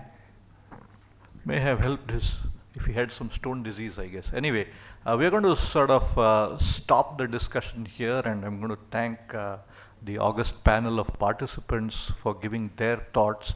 The final takeaway I'd say to most GPs here is think about doing a GRBS for every patient who comes to a clinic, for every relative who accompanies the patient.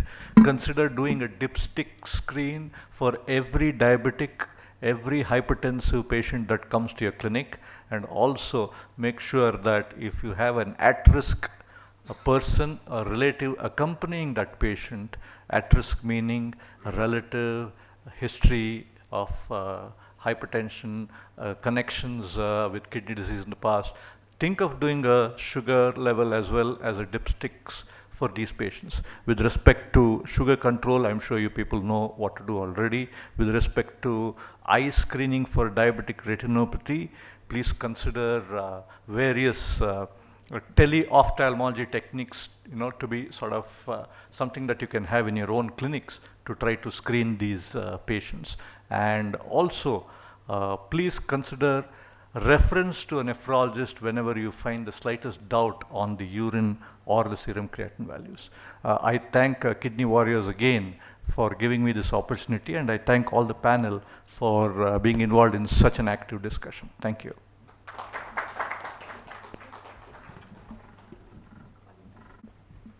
Can I request our panelists to stay back, please? And can I request Dr. Aravind to please do the honors of handing over a small token of appreciation and lots of love to our panelists this morning.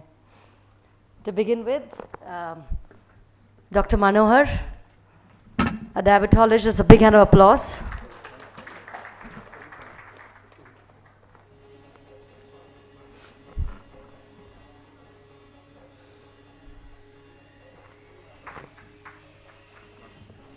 Followed by Dr. Bhavana.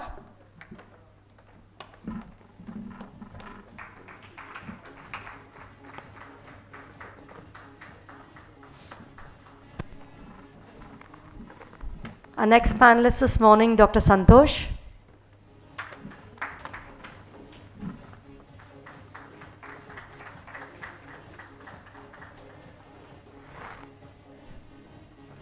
And then we have Dr. Dwani Shah.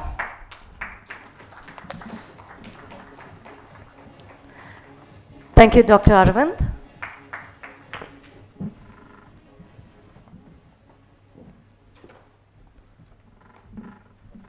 We now move on to the next panel discussion. And we have our nephrologist, Dr. Maitri. I think one of the young leading women in nephrology. Thank you so much, Dr. Maitri, for joining us this morning for Master. And on the panel, we have Dr. Rajan Shetty, cardiologist from Manipal Hospital, Ranjan Shetty. Then we have Dr. Venkatesh from Master. We also like to have a patient body member on this particular panel. Can I ask Anant to join us in the panel? Or Anant, you can also be off the panel, but Anant was a member in the Kidney Warrior Foundation, a long-term hypertension patient that eventually led to chronic kidney disease. Anant, would you like to sit on stage with the panelists? Oh, okay. Dr. Maitri? Hello everyone, I am Dr. Maitri Shankar, Assistant Professor in Nephrology at Institute of Nephrourology, Bangalore. At the outset, I would like to thank Kidney Warriors Foundation, Indian Medical Association, Indian Society of Nephrology and NephroPlus for having me here. So one common topic that connects the general public, the general practitioners, the general physicians, nephrologists and cardiologists is hypertension. So mostly we'll be talking about hypertension in this panel discussion. When we say hypertension, everybody is interested to know that magic number. What is the normal blood pressure? Can we have the PowerPoint? Yeah, you can just play it. How do I play it? Yeah. So everyone is interested in knowing that magic number, the normal blood pressure. And patients who are hypertensives, who are taking pills, they want to know what is the target that they are supposed to achieve. And to help us or to confuse us, I'm not sure, we have lots of guidelines. We have the American Heart Association guidelines. We have the European Society of Hypertension guidelines. And we have our own Indian guidelines. So this Indian guidelines has been endorsed by Indian Society of Nephrology, Indian Medical Association, and the Cardiology Society of India. They've all come together with the Indian guidelines. So we have a lot of literature out there, a lot of guidelines out there. And there are some similarities between these guidelines, some dissimilarities. So I would like to know from our esteemed panelists today, Dr. Ranjan Shetty, sir, what is your take? Like, which is the guideline that you follow for your patients when you diagnose a patient with hypertension? And also, if a patient is already hypertensive and he's on pills, what is the target that he's supposed to achieve?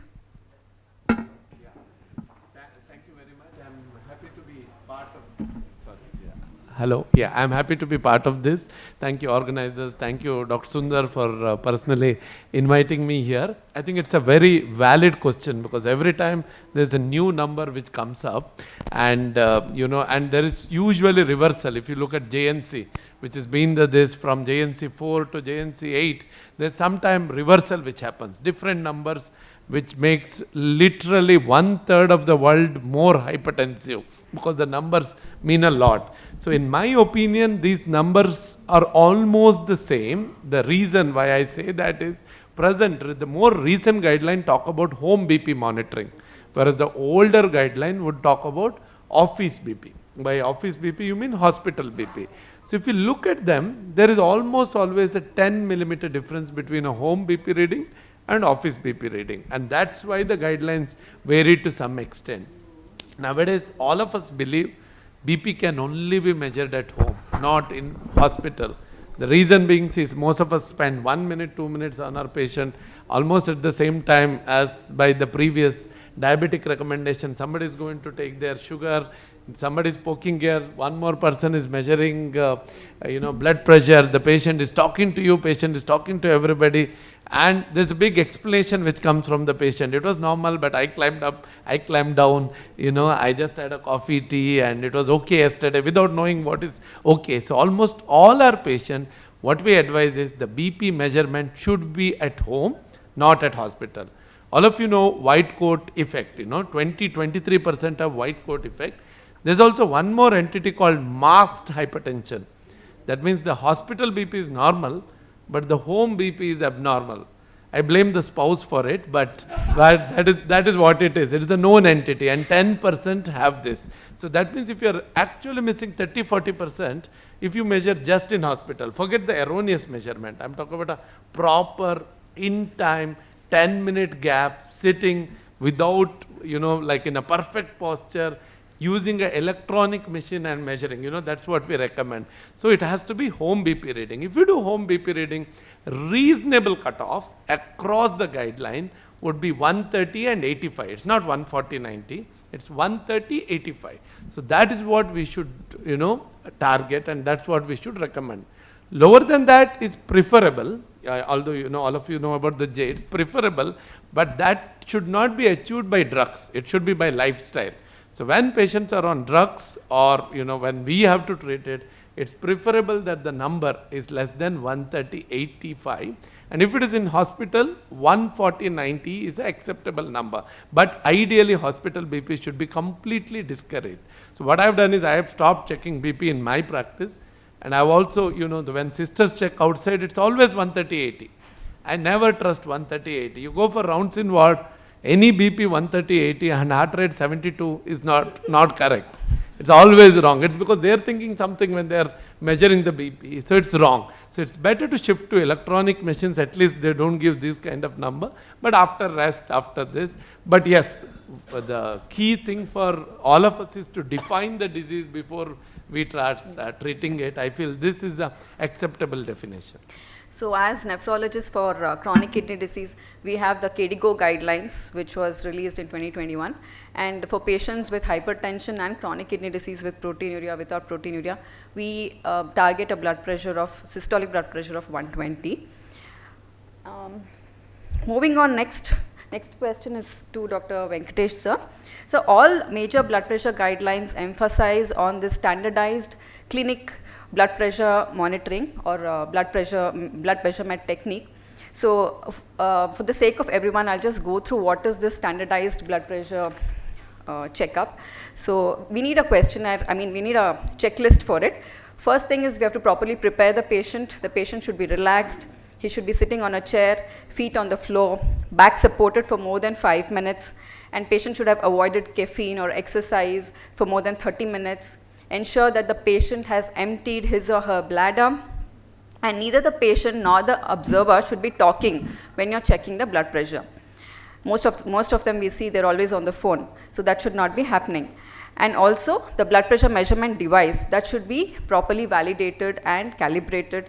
The cuff should be of proper size. The cuff size should not be too large or too small, and the patient's arms should be supported. So at the first visit, we have to record on both the arms, and in the subsequent visit, we take the higher reading. Also, we have to take minimum of 2 recordings and average that, or if we can do more than 2, even that is better. And each recording should be within a time gap of 1 to 2 minutes. So this is standardized office blood pressure measurement. I work in a government setup, in a government hospital, and we have 250 outpatient visits per day. And we are running short of nursing staff. Most of them are resigning, and we are running short of doctors. We don't have adequate infrastructure. It is practically not feasible for us in a government setup to follow standardized blood pressure measurement in our setup. So how is it in your busy OPD, Dr. Venkatesh sir? Do you follow this, or do you advise that all of us should religiously follow standardized blood pressure monitoring in an office? It's not possible. Thank you for calling me here for this. But the first session was wonderful. I think the speakers spoke so well. The questions were such a delight to hear, and the answers were very educative. But then, as Dr. Ranjan, I share his feelings about office BP monitoring. Invariably, the readings are wrong. For a long time, I used to take blood pressure myself. I would finish the patient interview. Somewhere after about 5-10 minutes, when into the conversation, I used to take blood pressure. But we see this often, that as soon as the patient comes, we try to take blood pressure. And there are all these, the patient has fought with the reception because OPDs are running late, or they came running, they had coffee, they were speaking to someone, there are arguments. And then the blood pressure is just measured once, and that time you don't give those, all the guidelines are not followed. So the nurses who measure outside, we really do not know. Mercury machines are out of most hospitals now. The ones which are being used today in practices, I think they should be thrown, because it is costlier for mercury apparatuses to be calibrated than buying a new apparatus. There is nobody who is calibrating. And also, most of us don't send our loan apparatus to calibrate. Mercury has leakages, the cuffs are broken, so many problems are there. So office BP measurements are very difficult. People have this doubt about whether the electronic apparatuses are accurate. Many people don't trust it because it keeps showing different values each time. It shows readings like 173 by 91. No one ever heard of these kind of readings. But you know, I keep telling my patients that 4 million miles away, a 4-kilometer asteroid, a 4-meter probe was landed by scientists. So I think the scientists have done a good job in creating a simple instrument. I think we should educate patients to check. The apparatuses are not expensive at all. All the conditions, the mind and body to be calm, no caffeine or food for the last hour, and no fight with anybody. These conditions can be easily fulfilled at home, and I personally believe the same pressures which you have, time, whether it is in a government institute or a private institute, because people don't want to wait outside. The next patient is already fighting with the reception to get in. So therefore, unless it is really important, it happens sometimes. So what I do is, if my trust in the blood pressure machine or the patient's recording is not good, I send them to a recovery room where the patient can sit for some time, and one of my nurses can check on the monitor of the electronic monitor. So that would be the way I cross-check. But uniformly, we are telling now people to don't worry about what you record in the hospital. Please record your blood pressure at home. So when a patient comes to us and you diagnose patient with hypertension for the first time, obviously we need to do some tests to find out whether it is primary hypertension or secondary hypertension, and also we look into investigations to see if the complication of hypertension has already occurred. So what are the routine set of investigations that you order for a patient who is diagnosed with hypertension for the first time in your OPD? So first off, when the patient has stage 2 hypertension, very high blood pressures, then we label them and possibly even start treatment early if blood pressures are very high. Otherwise, stage 1 hypertension, pre-hypertension, give a time period of about 2 to 6 months to monitor, record the blood pressure, come back whether they really are hypertensive. In that interim, what are the tests which are done? A urine analysis. I think it's a very, very underused tool. Many of us order urine tests, but we really don't look at it carefully.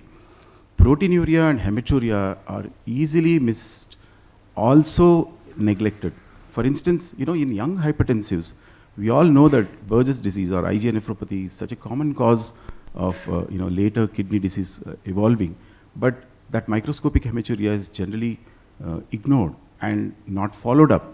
So therefore, we miss a lot of potential kidney disease patients, since this is a Kidney Warriors Forum, I'm specifically mentioning that. But urine analysis, serum electrolytes, Dr. Ranjan was mentioning in the morning that Conn's syndrome is primary aldosteronism is missed, because as soon as a patient is seen, many of us start them on ACE inhibitors or ARBs, and we miss the diagnosis of potassium abnormalities. So serum electrolytes, serum creatinine, and then HbA1c, and then lipid profile. In addition, two important things which are not very emphasized are ankle brachial index, the blood pressure difference between the arm and the leg, because peripheral artery disease is missed frequently because of this. Many of our diabetic hypertensives suffer from peripheral artery disease. And weight, we do not measure weight many times, and it's a very important parameter. One emphasis on serum creatinine, I think, is not really justified. Today morning, I was just looking up my profile. My serum creatinine is 1.1. I'm 72 kilos. I'm 170 centimeters. And I realized my EGFR, choreographed formula, is 80. It's not normal. For a man, the EGFR should be more than 100. So, but we don't use this simple parameter. It has its problems. I do understand EGFR measurements have their own problems. But in a majority of cases, we just look at a creatinine of 1.2, 1.3 in our OPDs and say, Parvagila. And that, I think, we end up missing a lot of these. So in addition to urine analysis and serum creatinine, a simple online formula to measure the EGFR, lipid profile, screening for diabetes should be done. And in very severe hypertension, we don't do this, all of us don't do this regularly. In PGI, when we were students, ophthalmoscope was mandatory and we were looking at everybody's funduses. We don't do that anymore in our busy practices, but I think in severe hypertension at least, we should send the patients for fundoscopic examination. To add to this, we have the National Kidney Foundation app. It is available online. You can download it on your smartphone. All you have to do is just to enter your creatinine, your age, and your gender, and that will calculate the EGFR for you. So that is what we use for bedside EGFR calculation, estimated EGFR calculation for all our patients. Moving on to the next question to Dr. Ranjan Shetty sir, and also probably our patient representative can answer this. It becomes our responsibility to explain to the patient why we are getting all these set of investigations when he's diagnosed with hypertension, and also we have to explain to the patient regarding the adverse effects of the drug. We have to counsel the patient regarding follow-up. Most of them, we start them on medications, but they are lost for follow-up. They don't come back because they don't know the importance of follow-up. So in a busy OPD, how do we go about counseling the patient regarding the adverse effects of the drug, the importance of follow-up, and also the complications of hypertension? What will happen if you don't come for follow-up, if you don't maintain your blood pressure in that appropriate goal range? So that the counseling becomes very important to motivate the patient to maintain the blood pressure at that particular level. So how do we go about counseling patients in a busy OPD? Is there any role for physician assistant or a dedicated counselor for this? Thank you. And I think it's a very important question because most cardiologists end up seeing 30 to 40% of our OPD is actually hypertension. And we probably spend more time on hypertension than counseling patients for angiogram for who need it because they have a lot more questions. It's a lifestyle disease. That is what we should understand, and there is huge role for how we talk, what we talk. One very important thing what we do is, at age of 50, 55, 90% become hypertensive. That is first thing we need to tell people, that you cannot probably fight it out. It's very likely that at some point in your life, all of us will become hypertensive. So that fear and anxiety is gone. I even tell them, better to be with the majority than minority, when you reach that. So hypertension is something. So you can escape diabetes because there is a lot of genetic tendencies, but hypertension escape is probably not possible, and it's something which we need to accept. So when you say that, it's not the drugs which are problem, it's the disease which is problem, which is also important for us to tell to them that why are we treating hypertension? Are we treating a number or are we treating a complication? It's important to tell them that, we are treating mainly to prevent a stroke, because 80 to 90% of stroke, prevent kidney disease, prevent heart failure rather than heart attack. The disease list is long, and it's very important for us to make them understand, because every patient jumps up and asks about side effect. Any drug you want to start, you start side effect. So typically what happens is, especially with those borderline stage 1, 150, 160 BPs, I don't start in the first visit at all. I have a printed sheet which is 2-page, 1 page explaining the page. I give it to almost all my patients. 1 page explaining what diet, about DASH diet, the exercise, the weight loss, you know, these kind of things. The second page actually clearly mentions how to measure BP at home, where I strongly recommend you lie down for 10 minutes, then check. That means one BP measure, because there is 1 minute gap. So one BP measurement is a 15 minutes job, and it's important. I even tell it's better if you don't see, someone else checks for you, doesn't even tell you the number, average it. I mean, we tend to give a lot of work. When you do this for a month, and when patient actually thinks and they know that you're not trying to put a drug, you're trying to talk to them, you're trying to get the disease under control and make them understand it. I feel it works well, because I see most of these 4 to 6 weeks later with the BP chart. By this time, they also, it has sunk in to them that they could be having hypertension, and it is not the drugs which are dangerous. Meanwhile, as Dr. Dr. Venkatesh said, those blood tests are ready. You're not again rushing them to do all the tests just because they come. Most of us tell that when you come back next time, check these blood report and come. So with that, when they come, they have done their lifestyle. They have tried to lose 4 to 5 kg, whether it is possible or no. Target is only 1 kg per week. You know, it's not that difficult for anybody. So 4 to 5 kg, when you come back, it works well. Some of them take it extremely seriously, and they do get their blood pressure down, and that's good. And you don't need to worry, especially if the ECG doesn't show LVH. If there are no other major parameter, it is okay by the time the reports are ready. So it's important we spend. Next time when they come, they do ask some of those questions. Then the first thing I ask, did you get this sheet? which I have. I tend to give one more sheet, because we have written, because this has been a major problem. So I have 4 or 5 sheets in just behind. One is diet for heart patient. One is on HCM, because again, I see 3-4 HCM. Hypertrophic cardiomyopathy a day. You know, it's important they understand and they come back. Most people are quite literate, or there is somebody who can read English in their family, and they work. The other important thing, once we do, probably, I don't know, the important thing, the most common secondary hypertension now is actually obstructive sleep apnea. 60% is obstructive sleep apnea. It's not, you know, whatever we said, it's not pheochromocytoma, however fancy it looks. The chance of us finding a pheochromocytoma in our lifetime is mostly 4 or 5 patients. But every other patient of a resistant hypertension is actually obstructive sleep apnea.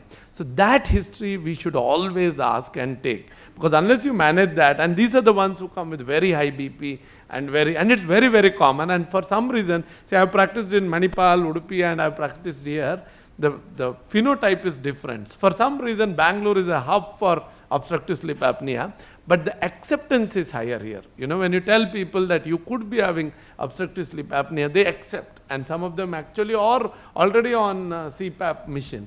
So I think it's very, very important. Rather than looking at fancy things, it's important. 2 important diseases when the BP is not controlled is either renal, some sort of a kidney disease where creatinine is slightly above normal, maybe 1.5, maybe 1.6, but it's definitely not normal, and obstructive sleep apnea. You tackle this, 90% of your patients are actually tackled. I would like to ask our patient representative, what was your experience with the counseling, and how important is counseling? Yeah, for me, when I was 14 years old, I was diagnosed, and luckily I went for insurance, and I was not underqualified because 18 years was a criteria. So I had to undergo medical investigation. And that time when I saw, it was doctor saw my BP, it was 200 by 90, and he was shocked, and then that's the investigation started. So eventually, doctor talked about why your early aging, and they started to do a lot of investigations, and then slowly and gradually the creatine was on a borderline, as doctor said. But then I was on medication for almost 10 years or so, so the creatine was unstable and all that. But eventually, I would say that uncontrolled hypertension that started decaying my kidneys. I feel so. I'm not sure what, because then the kidney was shrunken, and we were not able to do biopsy and identify what exactly went wrong. But yeah, so but doctor, as he said, couple of things helped me to prolong. One is the salt intake in my diet, exercise, that would also help me a bit, and third thing, follow up and medicines on time. That 3 things which would help a doctor constantly, it helped me. But unfortunately, as I said, so I directed early age, and it went for a prolong, and then I'm 36 now. So 2 years back, both the kidneys had failed, and I had undergone a transplant, kidney transplant. Luckily, my wife donated me, And now again, back to the journey, as the doctor said, I have a home monitor, I start monitoring it, and continuing it, what the doctor is saying. Can I add one point here? Very common problem that comes is, especially in stage 1 hypertension, borderline pressures, when we realize that the patient has to take medicines, the common question is, I don't want to start medicines because I'll get habituated to this. This, I think, is a very, very common bugbear which doctors who treat hypertension have. Now, I keep giving an example of a clothes line that it's hanging there, and you pull it down with your hand, and the moment you leave it, it goes back again. So it's not that your clothes line got habituated to your hand, or it would be easier for you to say that I don't want to eat food, because if I don't eat food, then I start feeling hungry. This is a disease likely to stay with you. There are chances that if you correct some reversible causes like sleep apnea, alcohol, which has become very common now, you may be able to get rid of hypertension, but that needs a lot of dedication. 5% of patients with primary hypertension may be eventually able to get off, but you must convince yourself before you start treatment that you are going to be there with these drugs for life, and they are safe. These drugs are made for patients to take it for decades.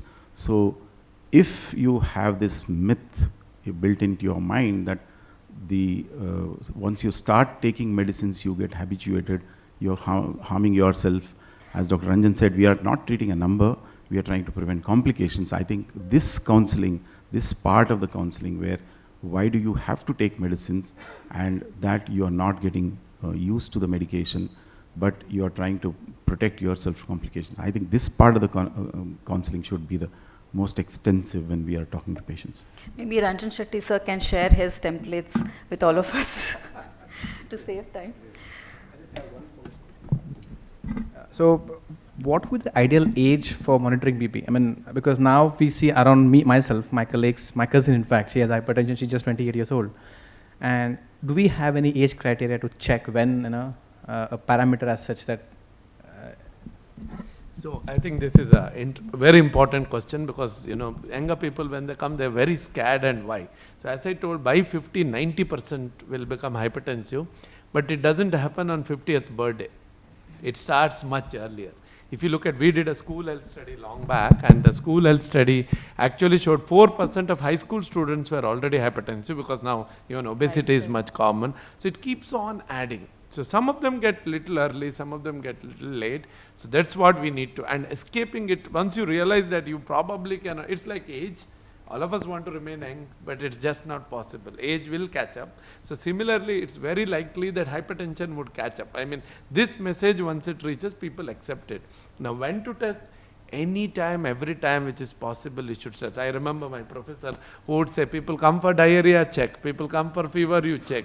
The only thing what a doctor should do is check BP properly. Now, yes, there are difficulties when you check, but whether it is a youngster or whether it is the older person, I think whenever they come to a doctor, they should check. At home also, we need to encourage people to check. Now that probably at least one person in a house is definitely hypertensive. It's just not possible to escape that. Even others should check. When they are fine, once in 6 months they could check, or once in a year they could check. Also, to just add on what Dr. Venkatesh said, sometimes it's possible to control it with loss of weight and exercise, but that's the lifestyle they have to maintain. I have people, 2 years back they were better. They come after 2 years, now the BP is again high.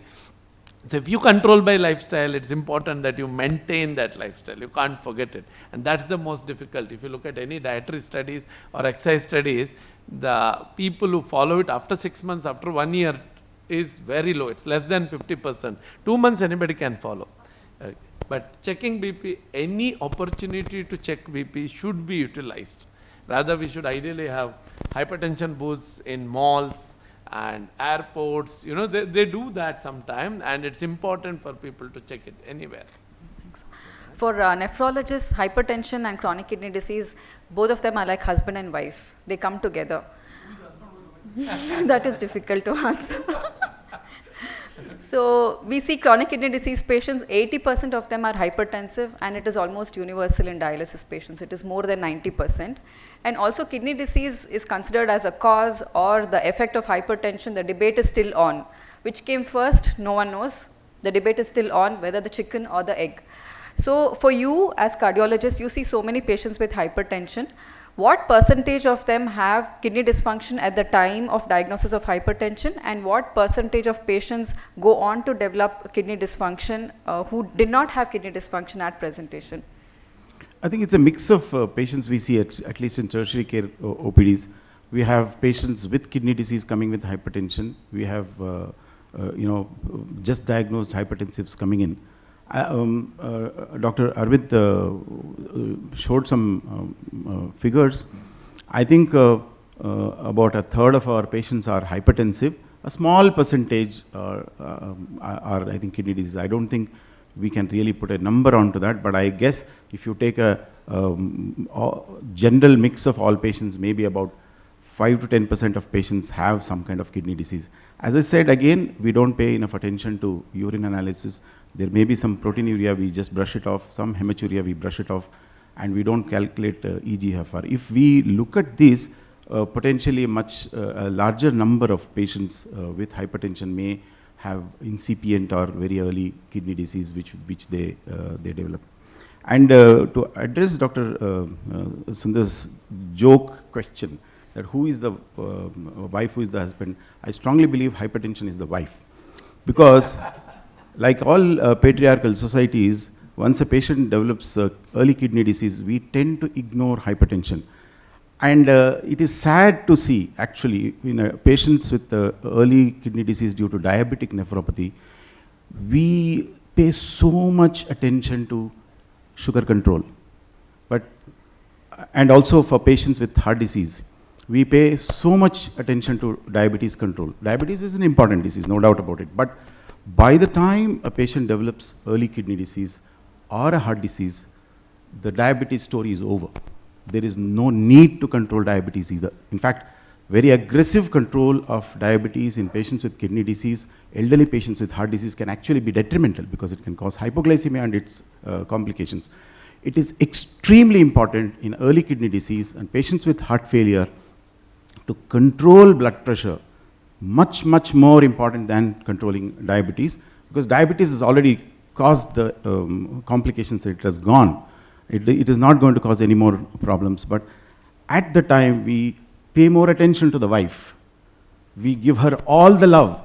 We give her all attention, buy gifts, medicines, monitors, whatever can be done, make it stress-free. I think that's going to pay that family a long run, because CKD is a devastating disease. We all know that families get ruined by people, especially those who pay out of pocket.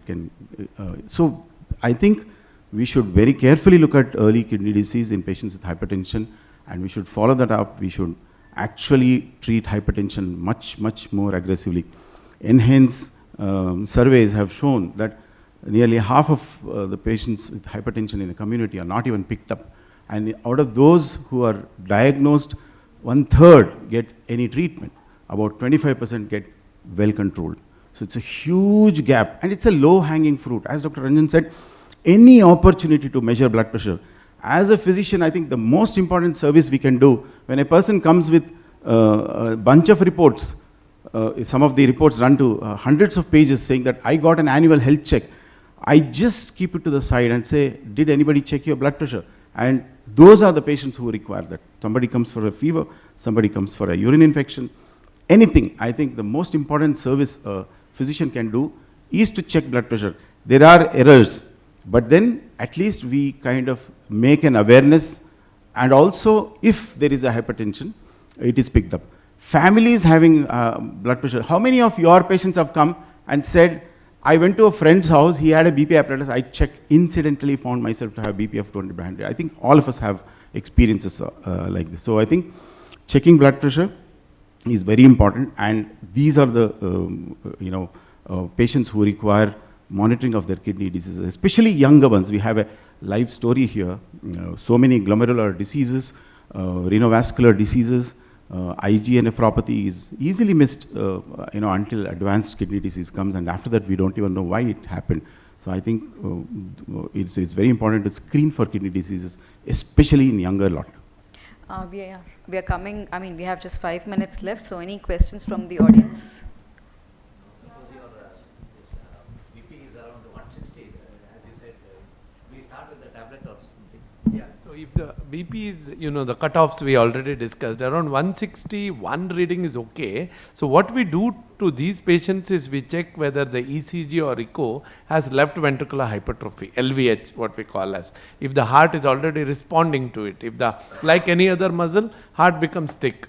Your biceps becoming thick is good, but heart becoming thick, not so good, because it is adverse reaction. And these are the people who are likely to go into kidney failure because your organs are not taking well. The same patient, if there is no LVH, you know, no organ symptom, there is nothing, we could wait for 4 weeks. 4 weeks, 6 weeks is not a big deal when you're treating hypertension in an asymptomatic individual. Somebody who is perfectly fine, only problem is you picked up the BP for him, don't panic. Even if the number is 180, 200, do not panic, okay? But, so I think the trick here is to make sure that patient understands it's a disease and not a number, like Dr. Venkatesh said. Better to wait, don't be in hurry to start any tablet, don't tell them it is for 2 weeks, 3 weeks, 2 months, so that, you know, so that people stop it after that. They will, most people come and tell when they come a year later, doctor gave me for a month. There is no, I mean, no doctor would do that, but there is, yeah, there is no, you know, they take what they want to take, hence they stop at that time and come with a much higher BP or complication. The last question, madam. Yeah, see, most of the hypertensives are on ACE inhibitors or ARBs. Do you prefer one over the other? Because we need cardioprotection and nephroprotection for these patients. Is there a preference? I think the ABCD rule that younger patients get some drugs and older patients get some drug holds. Predominantly systolic hypertension in very old people, they respond very well to calcium channel blockers. But as you said rightly, a lot of patients are on ACE inhibitors or on ARBs. Worldwide and in India, ARBs are the #1 drugs used for hypertension. I guess if you actually look at the literature, there is very marginal difference between ARBs and AC inhibitors as far as nephroprotection is concerned. Of course, the nephrologists are. Yeah, I'm talking about efficacy in protecting the kidneys. I think the difference is marginal, and cough is very irritating, and also a lot of marketing has gone in, so therefore ARBs are used extensively. I think they are a good class of drugs. As far as heart is concerned, ACE inhibitors are better, and nowadays with patients with low ejection fraction, an ARB with a neprilysin inhibitor, what is called as ARNI, has come in as a #1 choice for us. But otherwise, there is not really much to choose between ARBs and ACE inhibitors when it comes to hypertension. It's easier to use an ARB because patients don't come back with cough as a complication, but rest of it is technically the same. Combination, I have seen recently also, I have seen combination of AC and ARB. It's detrimental, and I think is not advocated anymore to use a combination of both of these drugs. So the key take-home message. Yes, just to add, I mean, Dr. Venkatesh has covered everything, but the valid around 2009, 2010, there was a big concept of what is known as ARB-MI paradox. You know, it was believed that if you give ARB, there will be more heart attacks, and most cardiologists at that time, we were actually worried, and we wished to be a strong proponent of ACE. I'm talking only about hypertension, not about LV dysfunction and others, and nephrologists should be a bigger proponent of ARB, and that's where probably people were worried. But over the period, the newer ARBs are longer acting, they are more efficacious. See, if you look at HOPE trial, Ramipril reduced BP by 5/3. Which will not be picked up in your routine practice. Who looks at 5 and 3? No, you want to look at 10 and 20, not 5 and 3. So whenever the BP is higher, like more than 150, 160, chance of a AS controlling it is much lesser compared to a ARB controlling it, because they are much more stronger, they are likely to act. And over the years, over the decades, our worry about ARB-MI paradox has come down because the recent trials like On Target and others have not really shown it. So nowadays, most hypertensives end up getting ARB for this reason, because it's more potent and we are not worried about the adverse effect on heart. But yes, if the BP is little lower, ACE will definitely be having more data and it will probably be a better antihypertensive for a BP which is 140, 150. But anything beyond 160, it's not going to work enough. So the key take-home message, both hypertension and chronic kidney disease are silent killers. They are silent disease. We have seen in our own setup in our government hospital, most of the patients land to us in CKD stage 5. That is the last stage. That is when they start developing symptoms. So that is when they come to us. 60% of them come to us in stage 5. And there's nothing much that we can do at that point of time other than providing them dialysis. So the awareness is also very low. When compared to cardiovascular disease or malignancy. Everybody knows about 2D echo, everybody knows about PET scan, but nobody is interested in getting serum creatinine and urine routine, which hardly costs less than 300 rupees. I don't blame them, it is the awareness. The awareness is not much for kidney disease. Even my own relatives, my husband is a cardiologist, my own relatives, they call me and they're like, can you get an appointment with your husband? I'm traveling to US next year, I want to get my heart checkup done. But what about your kidneys? Come on, you're calling me.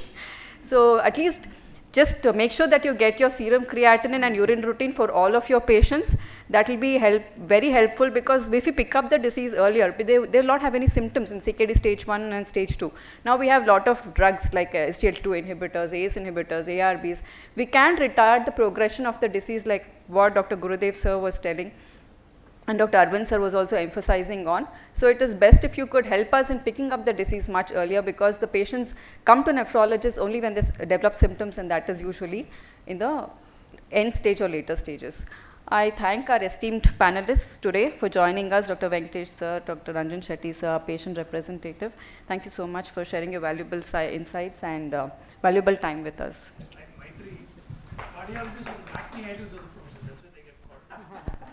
Thank you, Dr. Maitri. We now like to hand over a small token of appreciation to our respective panelists. Can I request Dr. Maitri to please do the honors? To begin with, Dr. Ranjan Shetty.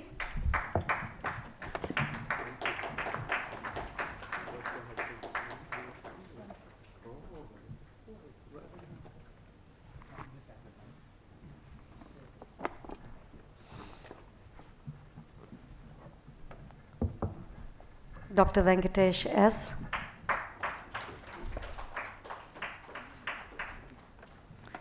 And I'd like to request our patient representative, Anand, to please do the honors of honoring Dr. Maitri.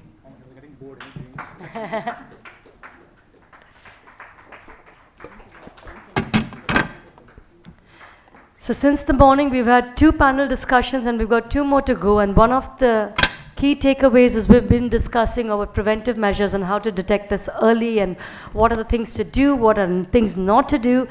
But this is once patients get on to any of these diseases. But I think the primary most important thing is our lifestyle choices that do not start off on any of these journeys.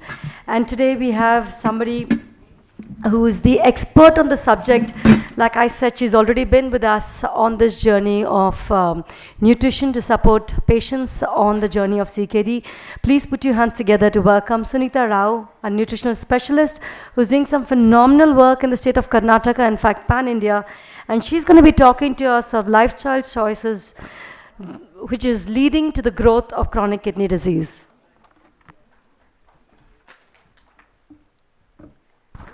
Good afternoon to all. Thank you, Mrs. Vasundhara, for having me here, and thank you, Marianne, for the warm introduction.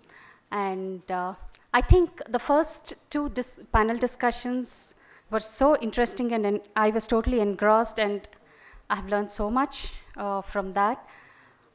We've talked about diabetes, hypertension. Now let's go a little retro, one step prior to what happens in the society as such before somebody is diagnosed of diabetes and hypertension. So I have a set of slides. Can I have, yeah, thank you. So I work for NU Hospitals, which is a nephrology specialty. And I'm also involved with a lot of community work with the Satyasai Trust, where we see rural women, pregnant women, adolescents, and children.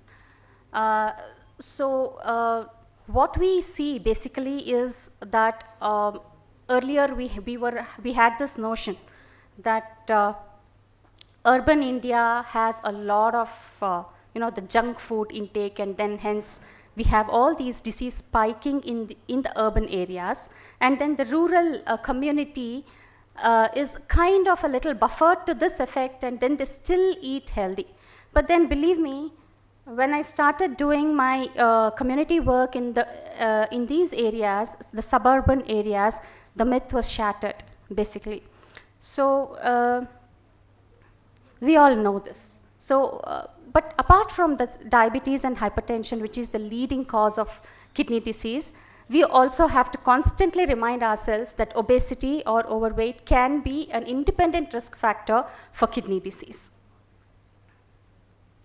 There is enough research today to show you that lifestyle and disease and how you lead your everyday routine and what you eat every day can have a big impact on preventing the development of diabetes or hypertension, and not only, and if you are already diagnosed of diabetes and hypertension, how well you can control it.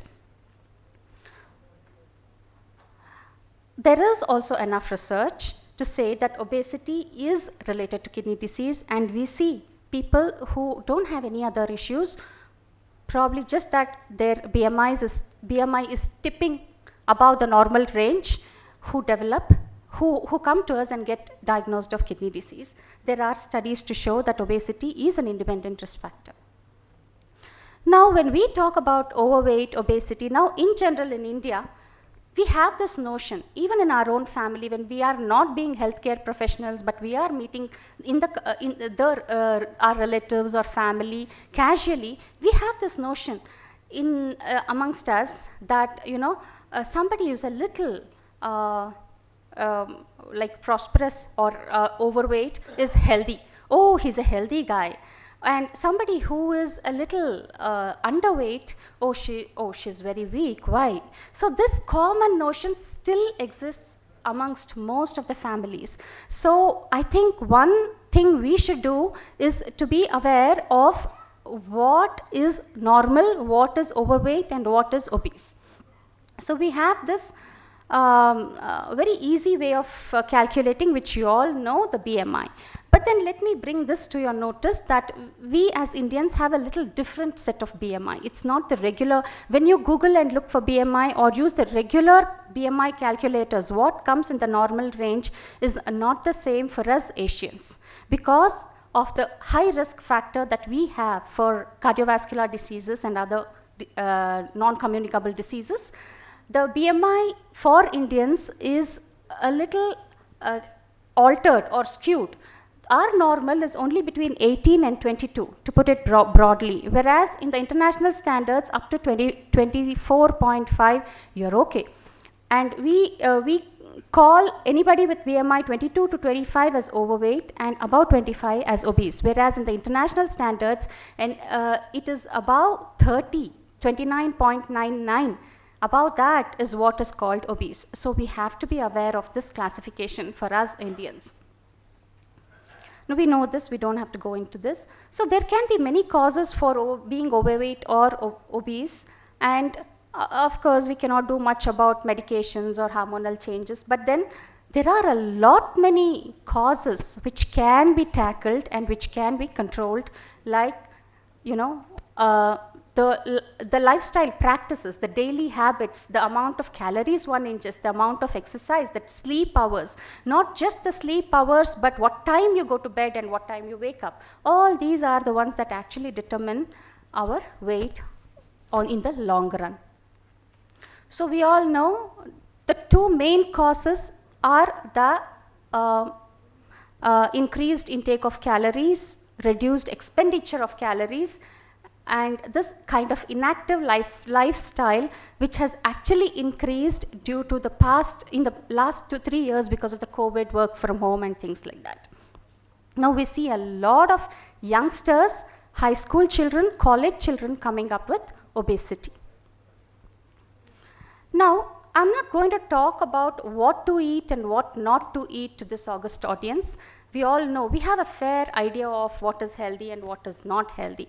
But let me just point out to some of the habits or some of the trends that are now prevalent in the community and which is so much taken as normal. No, we fail to recognize that as the triggers for the development of NCDs.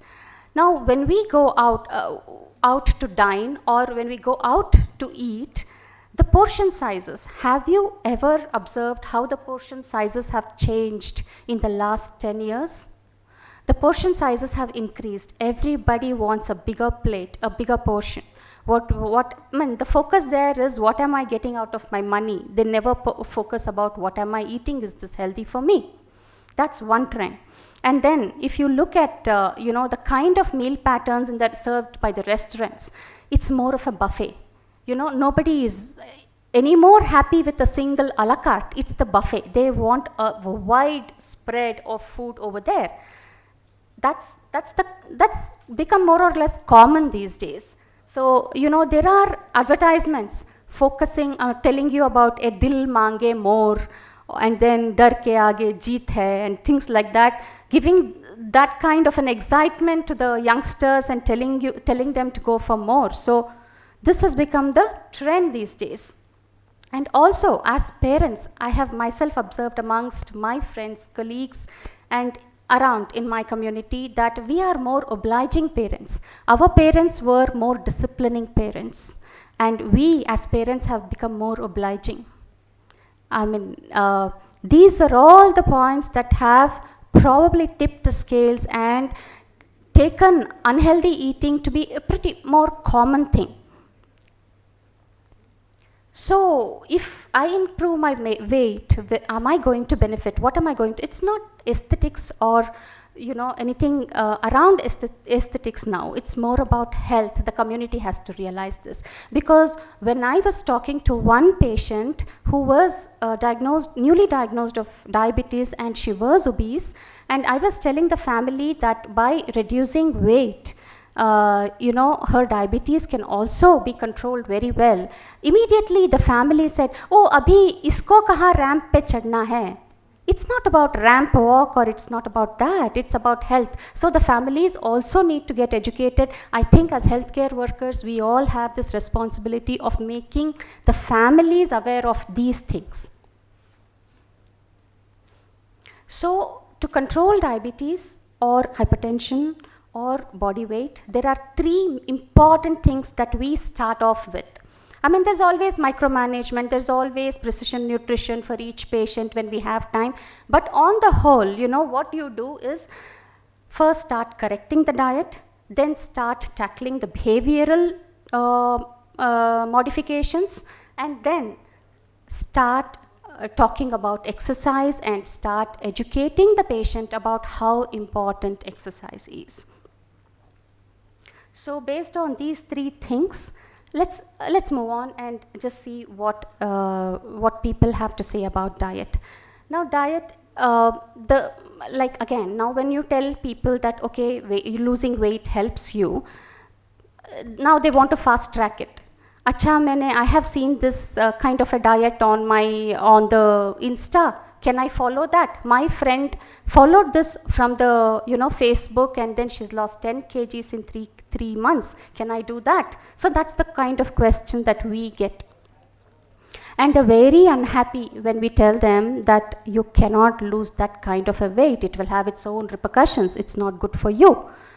So there will be a lot of skin changes, there will be loss of hair, there will be loss of, there is weakness. There is actually, if you fast track weight loss, there is loss of muscle tissue as well to a great extent, which we don't want. We want to preserve the muscle tissue, we only want the adiposity to go. So we don't encourage more than 2 kg weight loss in a month, because that is very steady, and then the patient, most of them who lose in a steady way like this, keep to it for a long time. They don't put on weight very quickly again. because the body is more or less in an equilibrium, has reached that metabolic equilibrium. So that important piece of advice that we have to give our patients is not to follow fad diets and not to get into problems because of fad diets. I have seen, we constantly see patients who go to the gym, they do their gym, they take a lot of supplements, then land up with kidney stones because beyond 1 year, they are not able to keep up to that routine. It's very hectic. So instead of landing in that kind of trouble, it's better to follow a plan that has been approved by a clinical nutritionist. We all know so for this, proper plan of, weight loss, what we do is we play around with the carbohydrates, proteins and fats.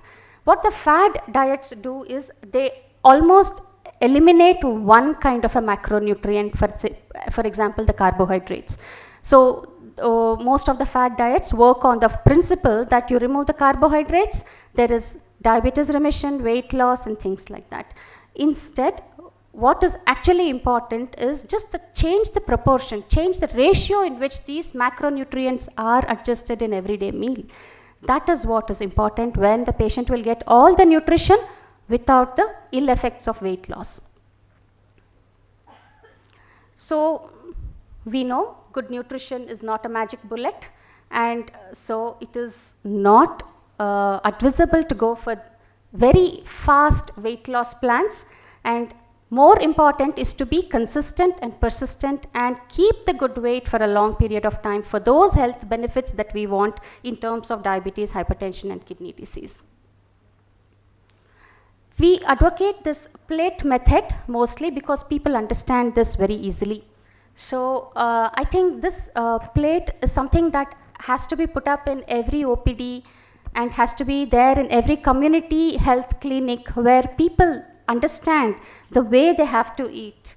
So it is how much of a portion is your carbohydrate, what is it that you have to, how you have to portion your plate with so much vegetables so that you get the fiber and the indigestible carbohydrates that play a very crucial role in controlling diabetes. And then the amount of protein. Now when we talk about our Indian population, we are very poor at eating protein. Protein is almost negligible in most households. What did you do today what did you have for breakfast? Chitrana. And what did you have yesterday? Some other bhat. So where's the protein? There's not much protein in our diet. And even the non-vegetarians who are eating non-veg probably eat it in an unhealthy way or by ordering it from restaurants, or many of them eat it only once or twice a week. They don't know that concept of healthy protein yet. So that is something very crucial for the weight management and diabetes. Moving on to salt and sugar, I think our previous speakers and panel discussions have also emphasized a lot on DASH diet and what the government is doing. FSSAI has come up with so many plans and ideas to cut down the amount of salt and sugar in the food that we eat. There was this Global Health Institute which did a survey in 2009. I think it was in 2009. It covered both urban and rural India, and then the amount of salt per head in India, consumption in India was around 11.2 grams. And what does WHO recommend? It recommends only 5 grams of salt for a healthy individual, not for anybody who's diagnosed with hypertension, but for a healthy individual, it's 5 grams. So we are well above the double of what is recommended. And it was really sad to know that it was not just the urban community, it was even the rural community which was consuming excess salt. In the urban community, it was through fast foods. In the rural community, it was through pickles and other things. So, all over India, especially when you travel up northeast, the consumption increased, the amount of salt, basically. So, there was a popular ad put out by FSSAI which said, "Aaj se thoda kam." Have you all heard it? It said, "Aaj se thoda kam." So, thoda kam what? Thoda kam namak, thoda kam chini, thoda kam tel. So, I think that is what we have to take forward. आज से थोड़ा कम. How do you generally put a healthy diet as? Something that comes from non-processed food where the fat and sugar are very low. So the first choice of that kind of food will be vegetables, and if you're not a diabetic, you can enjoy a variety of fruits as well. Reduce the salt intake and stay hydrated. These are the three first things that I look for in my patient when they come, not with kidney disease, but just for hypertension or diabetes. Of course, the next, I don't have to talk about this. The patient will first ask me, what kind of oils do I use? So it's a very good question from their point of view, because fat is something that has taken it's got a very bad name. Basically, there are people who kind of totally avoid fat, which is not good as such. It's the healthy fats that are important. So a good knowledge of what is healthy and what is unhealthy in the fat category or the oil category is something that everybody should know. So essential fatty acids are important. So nobody should start cooking, just boiling food and eating. Fat is required, but the kind of fat is important. So what works best for the community as a large is a diet which is high in vegetables and fruits, something which is rich in whole grains. And today when we talk about rich in whole grains, we have this year of millet coming up. This year has been declared as the millet year by the government of India. So millets, and being in Bangalore and Karnataka, I think we are very lucky. We have a whole range of millets here available here. Only thing you have to be sure is go for most unprocessed kind of millets, and again, there is an industry waiting to cash in. So there is an industry waiting to make some dosa batter out of millet, some ganji out of millet. Those are not going to help you much. It's the unpolished millet that's going to help, and that's what we have to profess. Low fat dairy, lean meat, healthy fats in small quantities, and adequate fluids. I think these are the check marks we have to put when you look at a diet or take a diet recall from anybody, any patient or a friend or somebody from the community. These will actually tell us whether they are on the right track. Next comes the portion sizes. So this is the first checklist for most nutritionists. Moving on to physical activity, I can't emphasize enough. Recently we had a CME about protein in diabetes, wherein there were very good speakers with good experience who spoke about the real-time data that they had gathered in their clinics. So even if the protein intake increased from 2 to 4% on an everyday basis, there was a good protection and a good remission in case of diabetics, and also the HbA1cs reduced to a significant extent by just increasing 2 to 4% of protein in a person's diet. So I think that's the key here, especially in India. When we had a study that was, I think, done by physiologists from St. John's, where they put the patients, they put the people who were enrolled in a kind of a trial where they segregated them to the exercise group, the diet group, and the diet and the exercise group. And at the end of the study, they did muscle biopsies. Basically, people who were in the diet group, they also improved their muscle mass. So they also had a significant improvement in their muscle mass, but the quality of muscle, which is very important, we see in our Indian population, the quality of muscle is pretty bad. So it is the exercise, especially not all just aerobic exercise, but the strength training exercise, which gives the quality of that, improves the quality of the muscle. There was a lot of adipose infiltration into the muscle fibers, and that could be improved only with resistance training and resistance in exercises. So actually the advice given by that group after the study was that when the patients worked for 6 days on an exercise program, every alternate day has to be strength training and the other alternate day has to be aerobics. So strength training becomes very important to improve muscle quality, and that muscle quality is the one that's going to help to improve the HbA1cs and improve the, bring down the weight very easily. So to prevent is always better. I don't have to tell this here in when I have this crowd here. So if already kidney disease is already diagnosed, then what we do is in the initial stages, of course, we the focus is on maintaining the underlying disease like the diabetes or hypertension. Later on, as the disease progress, of course, we have to monitor the electrolytes, monitor the fluids, and then the protein. Now again, it is not just, people just go in Google in CKD, diet for CKD, and they say, oh, the protein has to be reduced, protein is bad. So they start stopping all kinds of protein food, dals, pulses, no curd, nothing. And in 3 months, when we see the patient is so wasted and sitting there with a weak smile, we feel so bad. See, I think that's one thing that again we have to take up on a war footing. It is not no protein diet. There has to be adequate protein. Dals and lentils have to be in a part of the diet. Even a CKD diet will be as close to a normal balanced diet as possible. That's very important to keep up the nutritional status in the long run. And we all know what happens if the nutritional status is not kept up. If the patient is already sarcopenic when he enters dialysis. So it's an uphill task to improve their muscle status and quality of life, to be very precise. So we know what we have to do from the diet point of view. It's the protein manipulation or monitoring of protein, electrolytes, fluids, mineral bone disease, especially in children.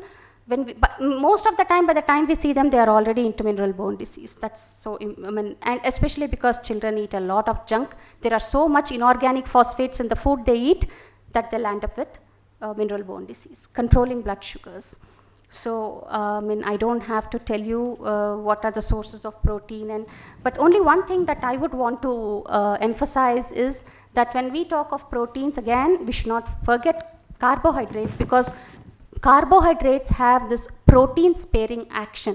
Unless you give adequate amount of carbohydrates or calories to that patient, the protein that you are giving is not going to be used for muscle repair or muscle protection. It's going to be just wasted on spending basically. So the potassium and the phosphorus game is something that we as renal nutritionists are used to playing on a regular basis. It is a challenge. It is a big challenge for the patients as well as the caregivers and us to monitor their potassium. It is very easy to say, oh, only if your potassium increases, we will reduce it, otherwise it's okay. But the problem is once they reach end stage renal disease, most of them have altered electrolytes. So that's another challenge that have to be tackled. But the most important thing is the first line of elimination, like this, the food that have excess salt, the food that have inorganic phosphates in the form of food additives, those have to be eliminated. So controlling blood sugars, that's another important thing that we have to look. So having to monitor electrolytes, fluids, as well as blood sugars together is, and again, another challenge. Most of the protein food has high phosphorus. So that's all those have to be, you have to sit with the patient and curate a diet specific to the patient based on their tastes, based on their, what they eat, their culture. And it, believe me, if it's a diabetic diet, I take 30 minutes to counsel, but then if it is a renal diet, it will be 40-45 minutes. But that time, I know, goes a long way in assuring the patient. Once they go home, they get so confused as to what to eat. Every time they pick up a food, they're like, oh, can I eat this? And along with that, there are so many false information or myths in the media. There was one patient who came to me and said, she had a plate that we had served as for lunch, and then she said, you have given me tomato. I said, yes, so what? There is tomato, there is red here. I said, so fine, it's so what? You can eat it. So no, my doctor, she was from a different country, told me not to eat anything that is red. So these are the challenges we face every day. So they say, oh nahi doctor, wo seed hai na, seed jaake stone ban jayega. So, so right from here to people who actually know and they want to, really follow the nutrition and keep up their nutritional status, it's a big spectrum of patients for whom I think it's worth catering your time and knowledge too, because it goes a long way in, first of all, preventing kidney disease and then retarding the progress or decelerating the progress of kidney disease. With this, I thank you. Thank you for the patient listening. Thank you very much, Sunitha, for taking us to that presentation on preventive measures of lifestyle choices. And we'd like to honor Sunitha with a small gift of appreciation when we have with us Dr. Tausif, who's a long old friend of mine, an emergency specialist, and today heads India's first AI-based preventive health screening center in Bangalore, Neura. May I request you to please do the honors.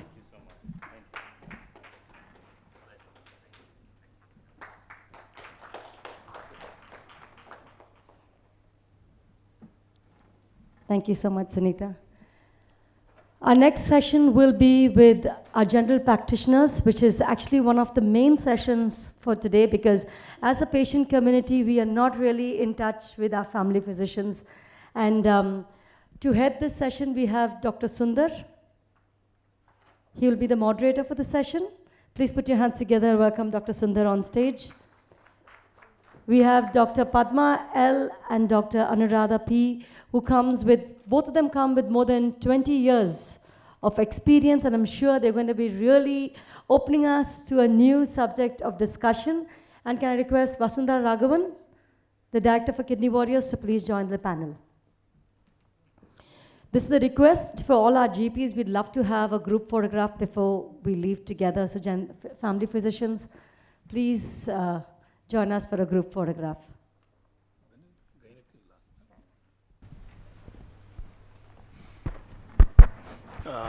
Thank you, Kidney Warriors, Vasundhara, Marianne, and others for calling me to coordinate this session with family physicians. In fact, I must acknowledge that family physicians are true doctors, in my opinion. I am a so-called subspecialist, but I'm not a doctor. In fact, when my mother was unwell, she would call and tell me, Sundar, do something. I say, see a good doctor, a family physician, not me. Because in most countries, except India, where the patient walks in directly with some sort of kidney disease, they just walk into my chamber and invariably every week I see one case of kidney swelling. And you know what that is? It is a hydrocele. They think the man has got kidney, the woman has no kidney. They think the scrotum is kidney.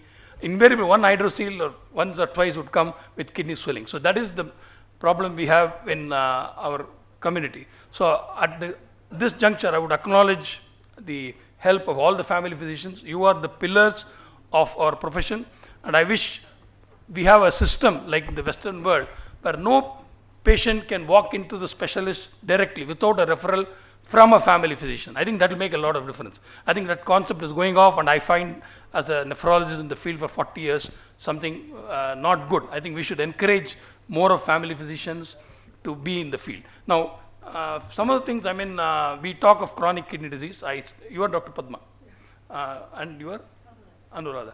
Dr. Padma, I think you have been in the field for more than 20, 30 years. Do you think in the last 20, 30 years, the incidence of kidney disease has increased? I know that we don't keep statistics, to be honest, but what is your feeling over the last 30 years in your practice? Do you think the incidence of kidney disease has increased, in your opinion? Yes, sir. The kidney disease has increased.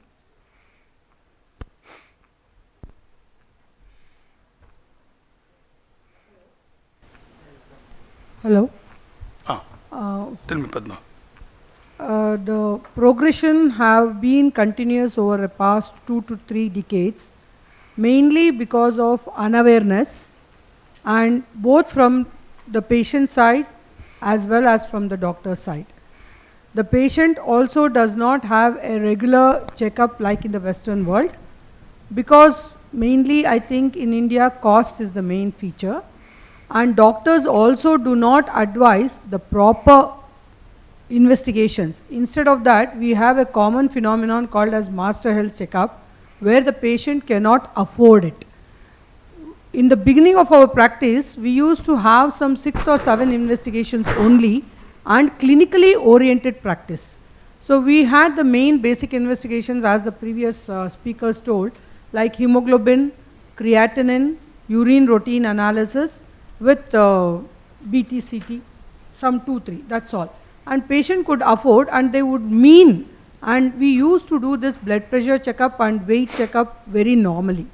But now the trends have changed, and I think the awareness, though it is there, people are afraid to go further, both physically as well as mentally, and also financially, what I feel in my practice, what is being done even today.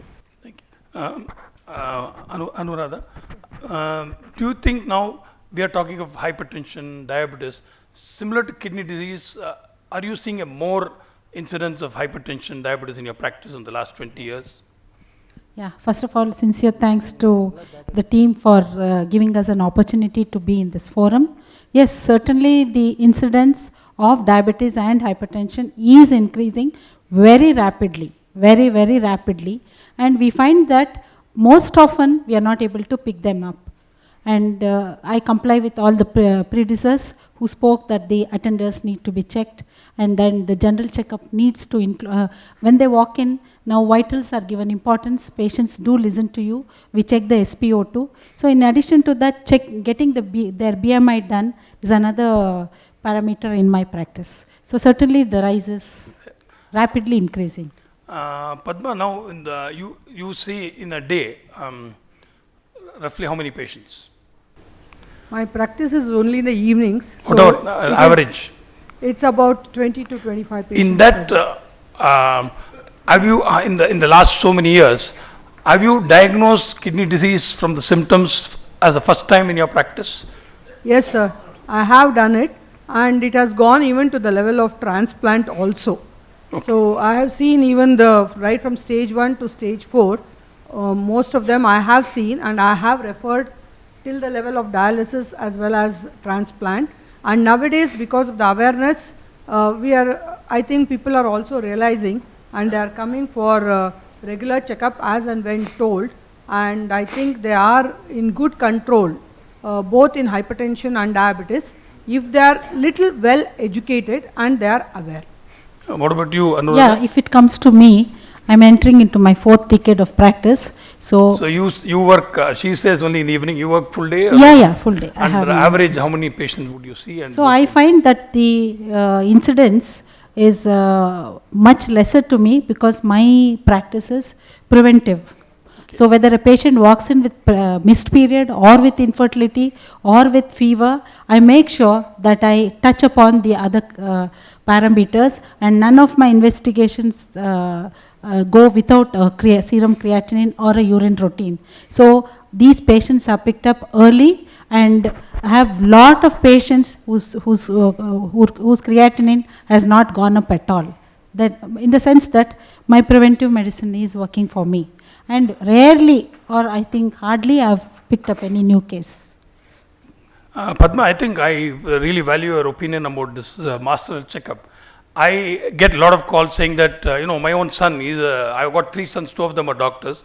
One is the brightest, he didn't do medicine, he's a chartered accountant. So he doesn't know much of medicine, but invariably he'll call, somebody falls sick and he'll say, Dad, I want to full master health checkup, or I want cancer screening. I always tell him, go to a physician or somebody first and then order the test. Blindly doing master health checkup, in my opinion, gives actually more patients. I mean, there are a lot of theories whether it should be done or not. Actually, somebody in the morning was mentioning about this EGFR. In a way, I still believe, I'm old timer, I still believe in creatinine. Especially the EGFR now, the modern terminology of CKD. In my days, we never used CKD. 40 years ago, it was mild chronic renal failure, moderate and severe. Now it is chronic kidney disease, and 10% of the Americans, they say, got chronic kidney disease. If you look at India, it will be like that. And the EGFR, actually, I am happy from a personal point of view, because my bank balance is increasing because of EGFR. Every day I have 1 or 2 normal software engineers who have gone for a master checkup and they get the EGFR done, labeled as CKD. It is traumatic. So I personally feel EGFR is all right for research purpose, but day-to-day screening, I personally feel it's not. So I agree with you about master checkup. Now, in your practice, you said that you have seen from stage 1 to stage 3. I think, when do you think you would refer a patient with kidney? You diagnose first time you got, somebody comes to you, you check the blood pressure is high, you've done a test, and you think there is a kidney problem. When do you refer to a nephrologist? What is your criteria? So most of the time I go for these preventive measures, like regularly checking the blood pressure and keeping control of diabetes, obesity, and once in a month or 2 getting checked on serum creatinine and routine urine analysis quite often. I keep in touch with them. Previously they used to come to me, now it is through WhatsApp. So they are maintaining to a very great level. Only when I feel that the serum creatinine is quite high, more than 2, I feel that I should take a second opinion from the nephrologist. And moreover, I am a professor of pharmacology, so I know little, I think I know little more.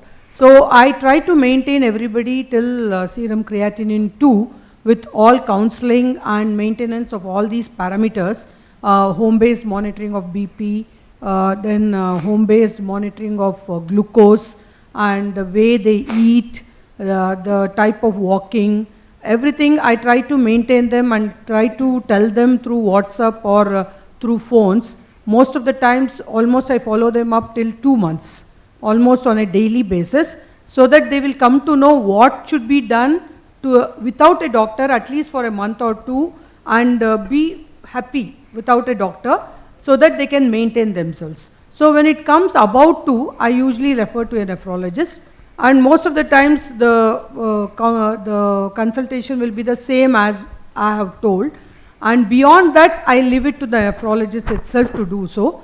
But what they do usually is they give the consultation and they put it to me back, and they can they say to the patient that whenever needed, the doctor will tell to come to me, then we will have one more consultation. Otherwise you can be with the same person for next at least 1 year.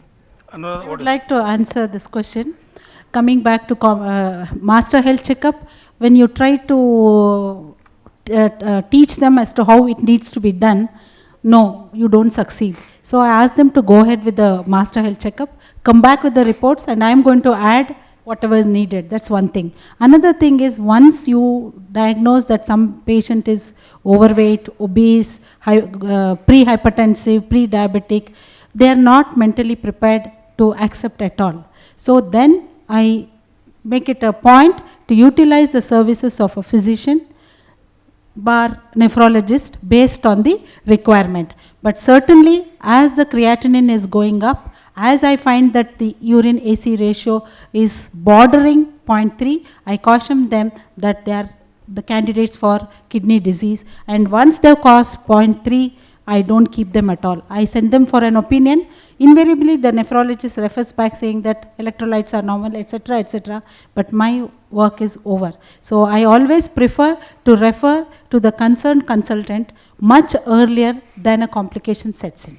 It's interesting, the studies in USA, even in a developed country, nearly 40% of the family physicians don't refer even when they know somebody has got kidney disease.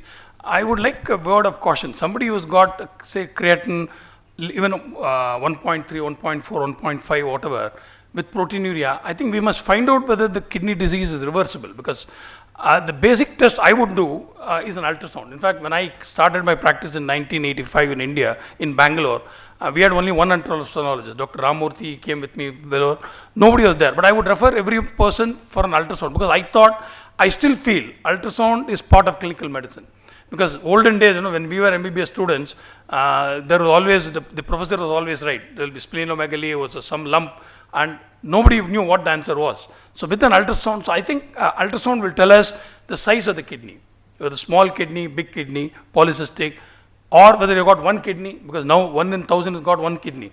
In 95, when we had kidney scam, people would go for some other surgery, but before that, some abdominal surgery, we would do a scan to say you've got 2 kidneys, because they've gone with 1 kidney, born with 1 kidney, they go for an abdominal surgery, come back, then they'll be accused saying the kidney was stolen. So to that extent, even kidney trays were not being used in hospitals. And then you must all know that. 95, even I was one of the accused of stealing kidney. Even I was nearly arrested in 95 for so-called kidney stealing, which is quite scary because people didn't know about kidney. They thought kidney could be stolen, exported. So I think ultrasound should be part of your basic practice. Any proteinuria, it may be due to fever, whatever it is not normal. Let's be very clear. Urine protein is not normal. It has to be investigated. So simple urine exam will tell us a lot of things. Other thing which I would like to know, in your practice, Dr. Padma, do you see anemia in your practice? Yes, we see. Okay. And what do you do if there is any patient comes to you with obvious pallor, the hemoglobin is low, they come to you with anemia? How do you investigate? What do you do? Again, we go through these investigations and also a scan and see the age, what is the age of the patient. Accordingly, we do the treatment or refer to the concerned person. Yeah, anemia is one aspect that I would never like to miss in any age group, starting from the kid who's just been delivered with me.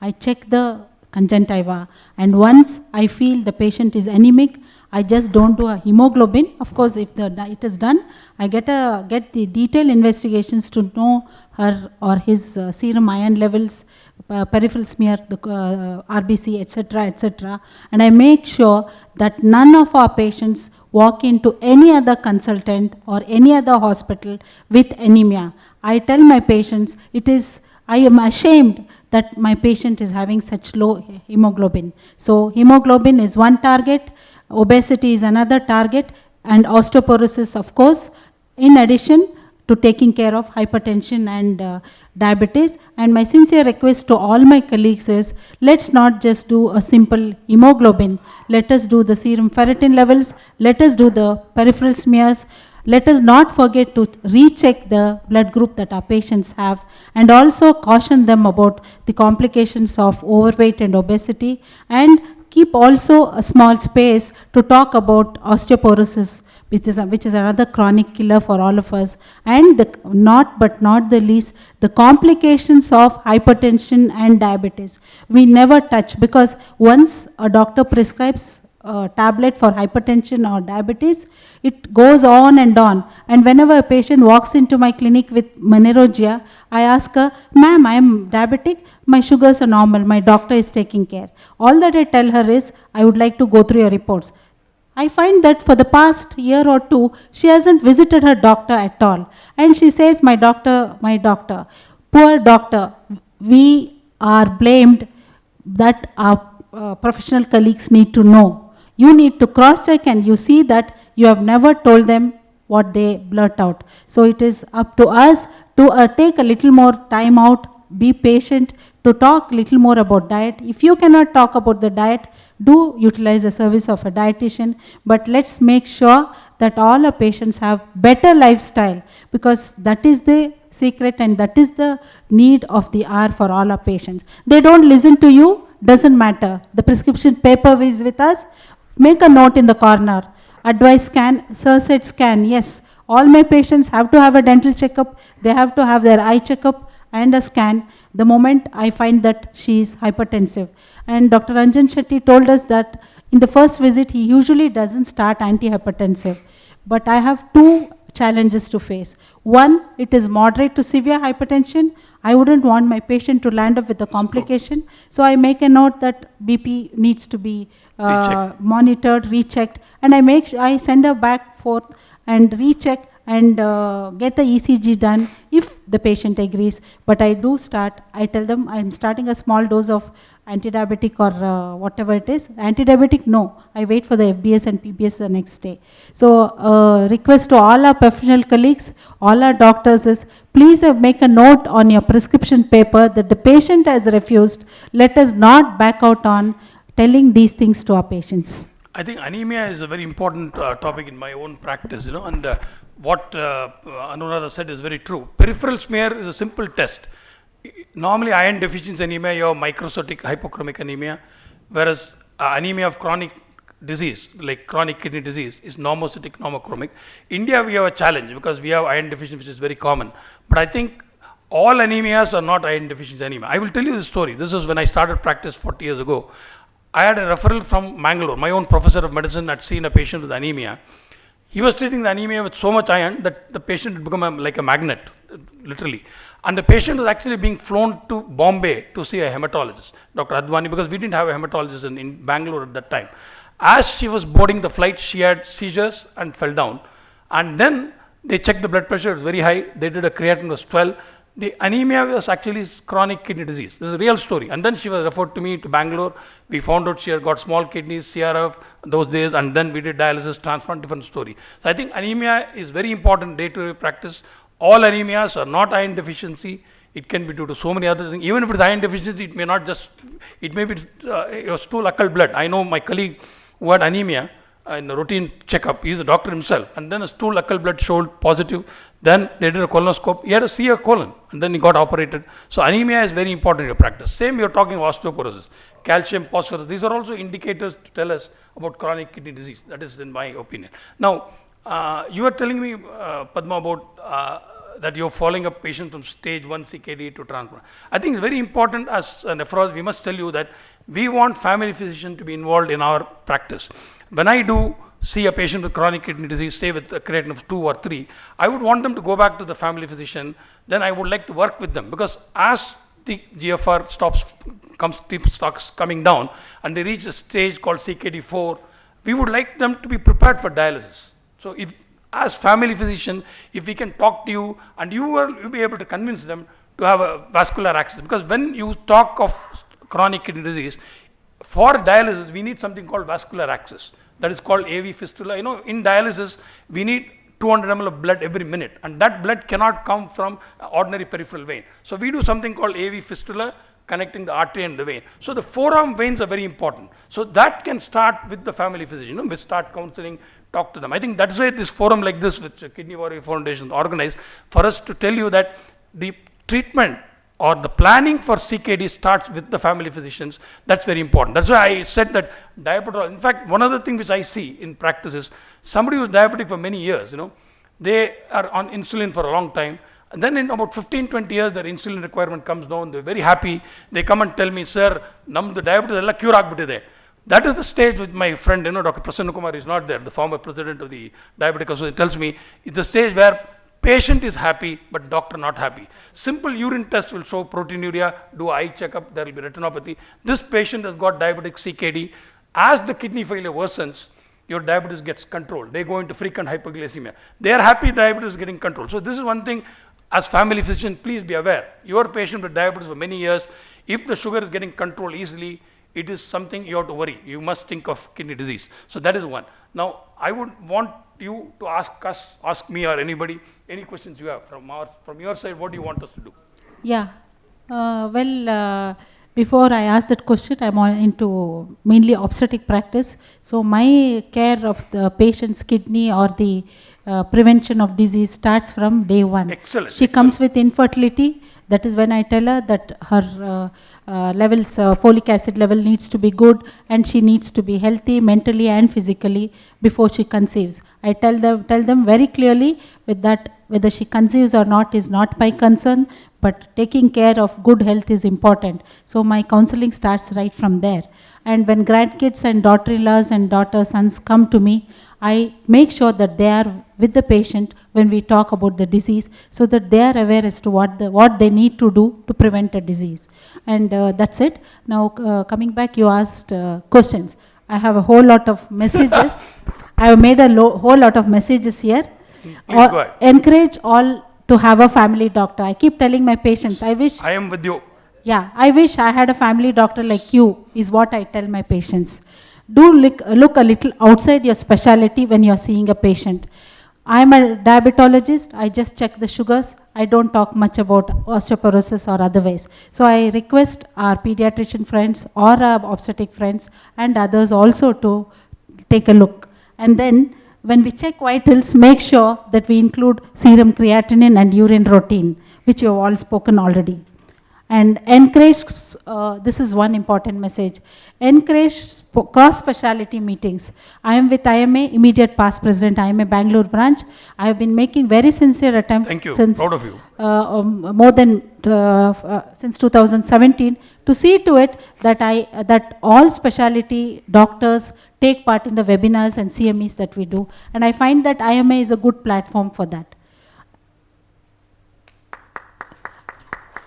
And when to refer, I have already been clear, not after patient sets in with complication, much earlier to that.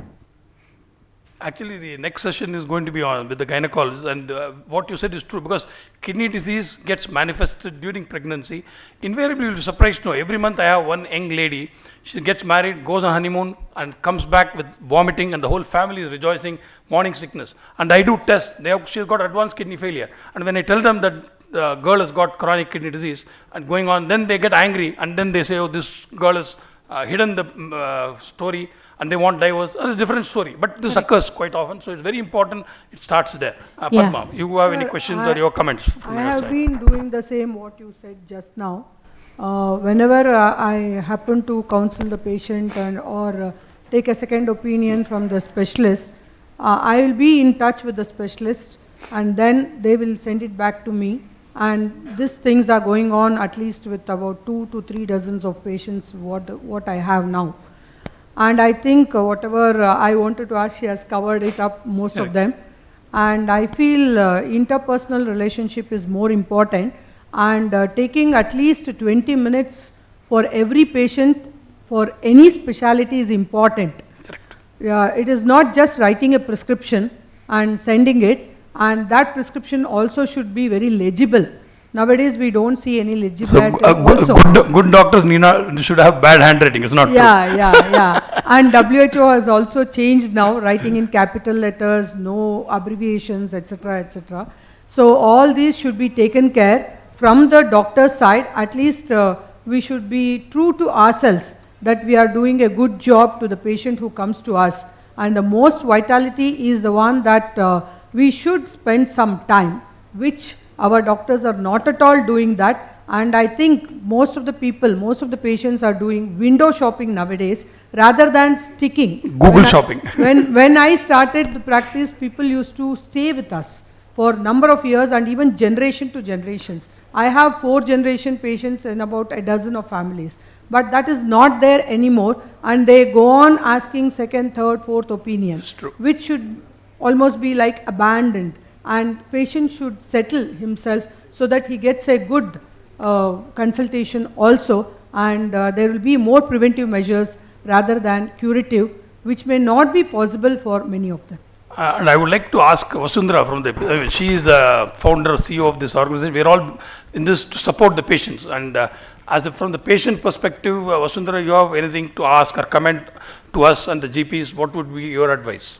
What we talked about, the second opinion, is very important. You know, my son was detected with kidney disease when he was 15.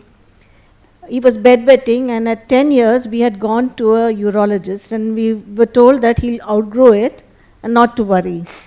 And then when he, for 5 years, in 5 years he'll outgrow it.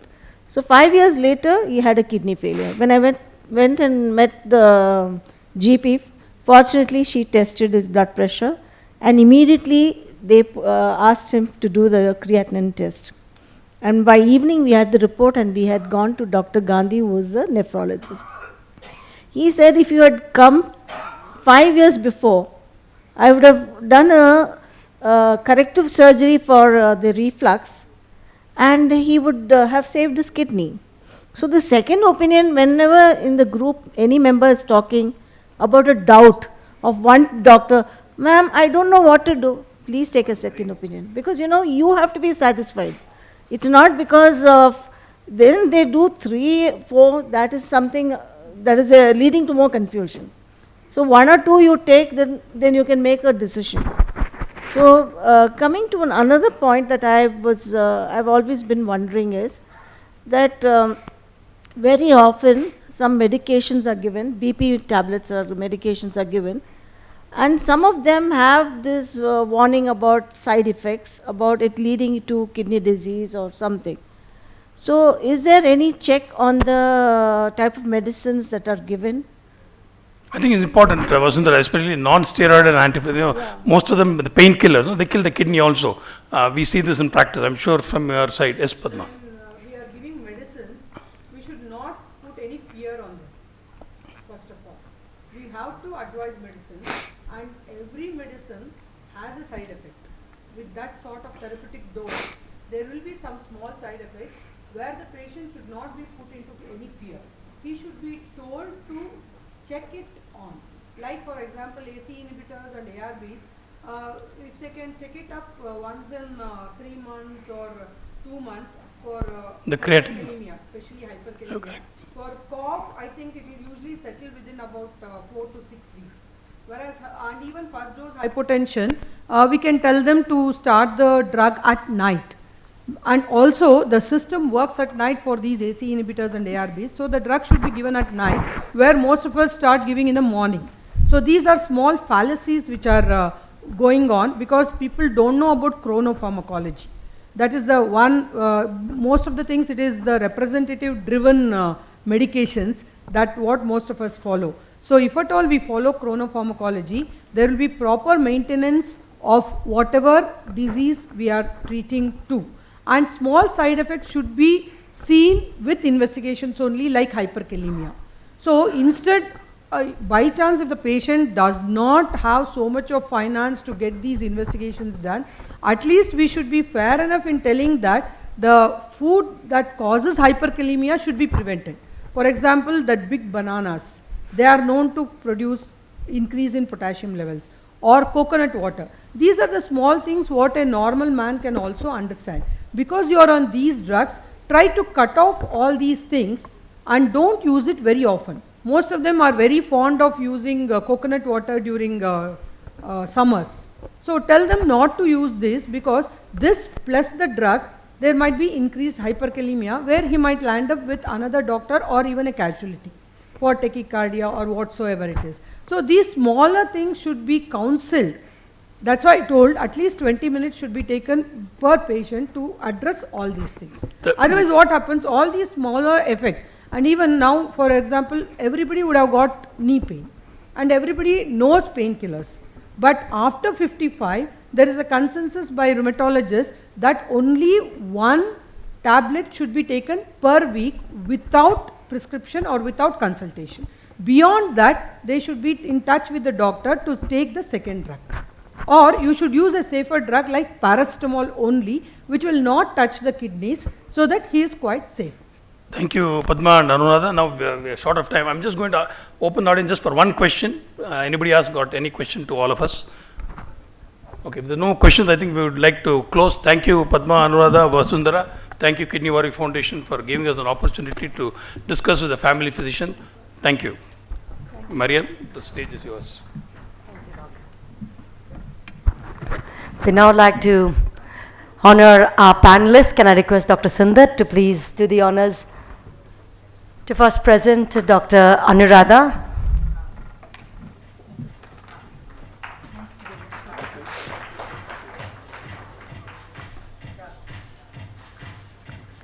And to Dr. Padma.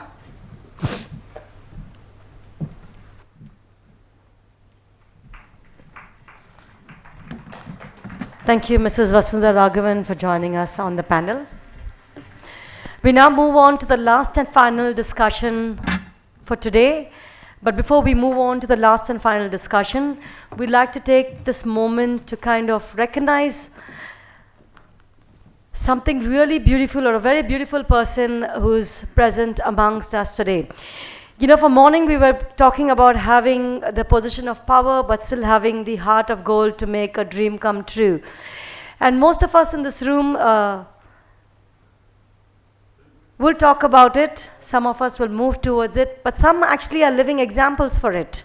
And we have somebody today with us in our presence. I'm going to request you to please put your hands together for one of the most beautiful human beings I've seen. I'm not that old, but for whatever years I've been on earth. But I just met him a few months back, and I'm touched by the kind of work he does. Please put your hands together and welcome Dr. Jafar on stage. Dr. Jafar has about 50 years of experience as a medical professional, and since the last 10 years, he's dedicated his entire life to service. And when I mean service, I truly mean service. So, I know it's all doctor fraternities over here, but we are celebrating somebody like this in our midst today because doctors like him gives us hope for what we do is a dream come true because he's doing the same thing for the community. So I'm going to let him share a few words, but before that, Dr. Zafar is associated with HPS Hospital. I think another group of people, we have Saif, can you wave your hands out? We'll have them shortly on stage. We have Misbah.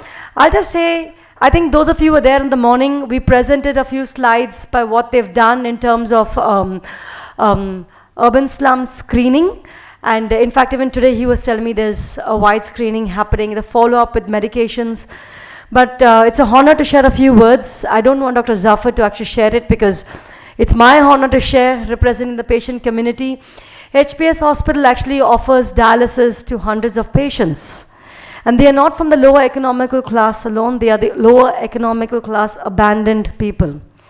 They just don't offer free dialysis, but they offer commuting charges, they offer rations for the family, they offer education if it's a father and the son needs education, they offer food for patients who are coming in, they offer life by giving job opportunities. So everybody working in HBS Hospital, the dialysis technicians, the receptionist, the HR, are all people on the journey of CKD. So all those of you who want to do some good work, giving back to society, I've given you a lead. They are the people who you should get in touch with if you ever want to give back completely to society. A living example for what we're all moving towards. A big hand of applause to the wonderful work you all are doing as an organization, and to the man himself to share a few words with us. Would you like to share a few words? Nice to be here. I don't know why I was here. I was called just to attend this. But anyway, excluding me, the HBS Hospital is doing a lot for the patient. Right now, we have got about 300 patients on dialysis. Daily, we are doing about 120 to 130 dialysis. We are charging minimum fee. We're giving about 65% free of cost. We are doing rationing, as she said, free food, education for the children, transportation, and recently we started a pension also for the aged person. Actually, apart from medical part, these patients are missing a lot of things. They lost their dignity, they lost their job, they lost their everything. They're just, most of my patients, even all this, they're just waiting for the death. And we are trying to make this distance short, and we are trying to help them till they die with a smile. I don't know, I'm very thankful for all nephrologists and all the hospitals and all. Still I feel some more help from ophthalmologists, nephrologists and cardiologists, because most of the patients have got complications which they can't afford to go to the higher hospitals like ophthalmology, blindness, retinal. I want to be with you all. I want your help. So what more we can do for this patient? I'll take your addresses. I'll refer my cases to you. But I request only one thing. Please do something for them. Apart from this, they need a lot of help. Like most of a patient, the hypertension is not controlled. LV is not controlled. EF is 30%. Nothing is done for them. I don't know, there's so many complications. So I request from this platform, can I refer my cases to you, and can they be treated with less cost? Okay? Thank you once again. One more thing is I request you to visit our hospital. Thank you very much. Can I request Dr. Sundar to please join me on the dais and honor Dr. Zafar. Do we have Vasundhara Raghavan in the room? Srini? Director, Kidney Warrior Foundation. Can I request you to join me on stage as well, please? Dr. Arvind Kanchi, are you in the hall, Doc? Okay.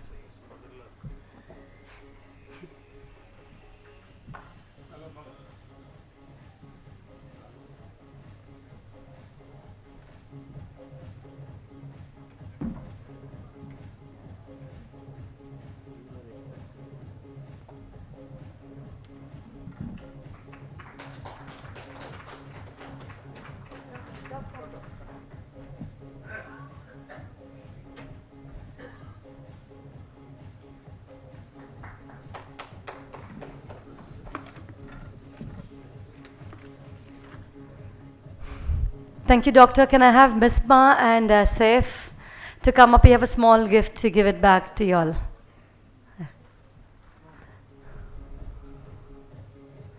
Can I request Sumir from the Kidney Warrior Foundation to please present this to HPS Hospital? You've already given the main man. Can we have a big hand applause for them once again, please?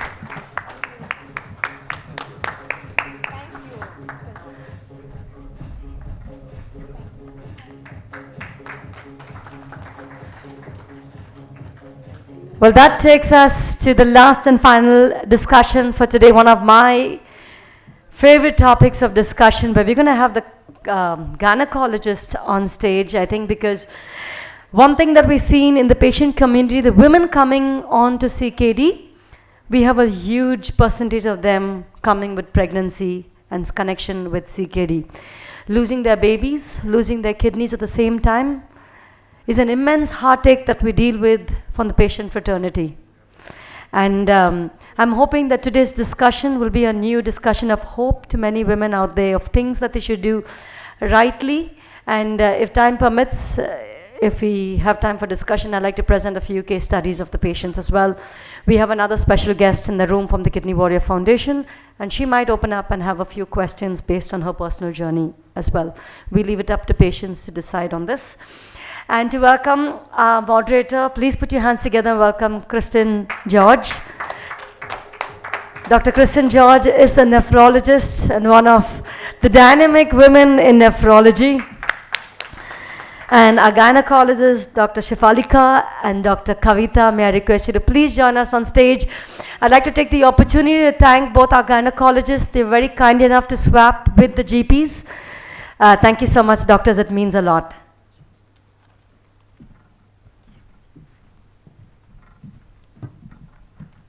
Good afternoon. Good afternoon to all. It's my privilege to be here with you all, and I would firstly like to thank the Kidney Warrior Foundation, Vasundhara ma'am, Marianne, for having me here. Coming to the last discussion, we have had very interesting discussions on kidney disease and various risk factors and how it's important to pick it up early. So chronic kidney disease is rightly called a silent killer because it doesn't have any specific symptoms, and even if the symptoms which are suggestive of kidney disease, they are attributed to other conditions and are neglected, leading to late diagnosis and progression to end-stage kidney disease. So in this regard, early diagnosis is the key to prevent or delay progression, and the earliest to detect would be before you're born. So before you're born, that is in utero. So who better than the gynecologist to tell us that? So intrauterine growth retardation and low birth weight has been shown to lead to reduced nephron endowment. That is, you're born with reduced number of nephrons to begin with. And there are many epidemiological studies to suggest that low birth weight can lead to increased risk of kidney disease in future and a faster progression to end-stage kidney disease if you develop a kidney disease in your adulthood. So let us begin the discussion with Dr. Kavita ma'am. So how to prevent low birth weight and IUGR, how to detect early, and what interventions as an obstetrician you would suggest which can in the long run lead to decreased burden of chronic kidney disease.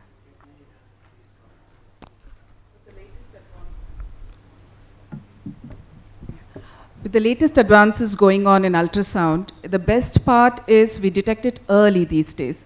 But the point is it available for the rural population? In urban population, yes, we are doing it from the beginning. We are starting our history, right from the history. The patient herself was a low birth weight individual, whether there's any family history, we just get our ultrasounds done right from the 12th week. We pick up if the patient is going to end up with preeclampsia. We know the uterine artery Dopplers. We can do everything when we are sitting in a urban setup. But what's going to happen to the rural population? A simple drug as aspirin can prevent your preeclampsias, it can prevent your FGRs, it can prevent your low birth weight babies. But are we using it in the right composition? Are we still stuck to the olden days where we are still thinking, no, I'm just going to start with the basic which my professor or my teacher taught me. But where are the protocols in place? So the rural population is which has to be benefited. Now, the urban population is already benefiting from the things which we are doing, but the ARTs are increasing, the artificial reproductive techniques are increasing, the age of the mother is increasing. So here the incidence of low birth weights, the incidence of FGRs are also increasing. As Dr. As Dr. Christian said, there is an increase in preterm births. We counsel everything to the patient. We tell the patient about the lungs, we tell the patient about the brain, we tell the patient about how the deficiencies are going to occur for this baby, how the gut is going to take time to get started with, or we talk about necrotizing enterocolitis, but we never talk about kidney, which is very, very surprising, which we never talk about kidney. 500 gram was the low birth weight baby which we have delivered, and we proudly say, yes, this baby is going to go on. Did anybody sit and talk to that parent that this child has to be followed up in future? This child should not let go of the follow-ups in future. So nobody talks about that. So an inclusion and talking about all these things, when a baby is going to be preterm baby, talking these important protocols or important things for the patient in the future is very important. First point. Preventing may not be possible with every patient, but at least follow-ups are a must. When we follow up, I cannot go prevent a placental problem. I cannot go prevent certain problems in pregnancy. I cannot prevent rejection in pregnancy, but at least I know how to follow it up. But the problem comes with the rural population. Unfortunately, when you go to a tertiary center, that's where you see all these ladies coming up with still at 190, 100 blood pressures or throwing a fit. There were days when 2004, when I finished my post-graduation, we used to have an eclampsia ward, but that's obsolete these days because of aspirin. And because we know how to use aspirin, low molecular weight heparins coming into place, we prevent many things. But how is it going to affect the rural population? That's where we are going to sit, and that's where we have to insist on the future of the health of women or pregnant women in India. That is where it has to start. It has to start early, it has to start in the rural areas. Urban population, fortunately, has gone forward with all these things, and we generally talk to them about low birth weights and IUGRs and stuff. But as the ARTs are increasing, twin pregnancies are increasing, the preterm babies are also increasing, talking about follow-ups is very important. And pelviectasis, when we get an ultrasound done, we diagnose a pelviectasis for the baby. Yes, the first trimester, second trimester scans diagnose pelviectasis. We follow up very stringently till the baby is delivered. But afterwards, I don't know what happens to that child. Did I educate them that no, you need to go and get an ultrasound done again after 3 months? You have to. Probably I'm too busy, I forgot to a follow-up. But if you put that in your patient's mind that it may end up in a transplant for this child, so you have to just educate them. Multiple UTIs for a child. UTIs are very rare, if I'm not mistaken, in a baby. But if somebody is diagnosing multiple UTIs, but please just put forward to the parent that they may be just talking to you casually in your OPD that they need to go and get evaluated either by the nephrologist or a pediatric nephrologist. Now we have a subspecialty. So advising a patient, discussing with the patient is more important. Yeah, that is the way forward. Yeah, I totally agree with Dr. Kavita ma'am. And one thing I would like to add is once we know the child is a low birth weight or an IUGR at risk, again, another aspect we should stress upon is lifestyle. So from the childhood itself, if the child is, the parents are counseled regarding the importance of a healthy diet so that the child doesn't become obese. So obesity is a risk factor. Already he has probably low nephron numbers to begin with. If he becomes obese as an adult, so that will add on to the risk of chronic kidney disease. And to prevent hypertension, a healthy lifestyle from childhood. So these are aspects, I would say these are primordial or primary prevention for chronic kidney disease development. So moving forward now about the mother or about the lady. So I would say pregnancy is really like a litmus test on the kidneys. So kidneys undergo a lot of physiological changes, and lot of kidney diseases are in fact uncovered during pregnancy. And talking about hypertensive disorders in pregnancy, there is a huge spectrum, and now there is enough data to suggest that kidney involvement is an important contributor to the pathophysiology of preeclampsia itself. And again, a follow-up of these patients, I feel post-delivery is very important to diagnose, if at all they develop kidney disease in future. And many of these women may have persistent hypertension post-delivery. So again, Dr. Kavita ma'am, what are your views on PIH? Is there lately an increased incidence you see in your practice?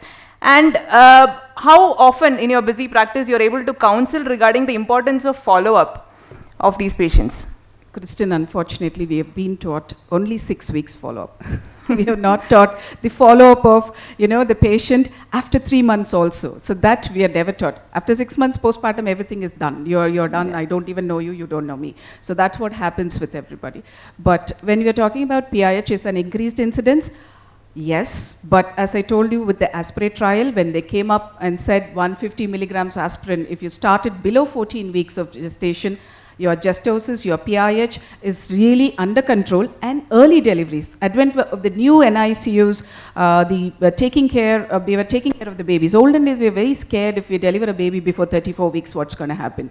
So now with new NICUs in place, with the aspirin in place, the advances in the ultrasound, we are able to pick up early, we are going to diagnose early, we are just treating them right way and also giving the results. So PIH definitely is increasing because we are picking them up. Otherwise, we are just seeing the patients with eclampsia, literally. Here, we are picking them early, treating them early. But as you said, follow-up, we just generally get lost after 6 weeks. We don't even see. Nowadays, we call most of the patients, to be honest, WhatsApp me, they send a picture of the wound and say, yeah, I'm fine, doctor. Do you really want me to come to the clinic to show that wound?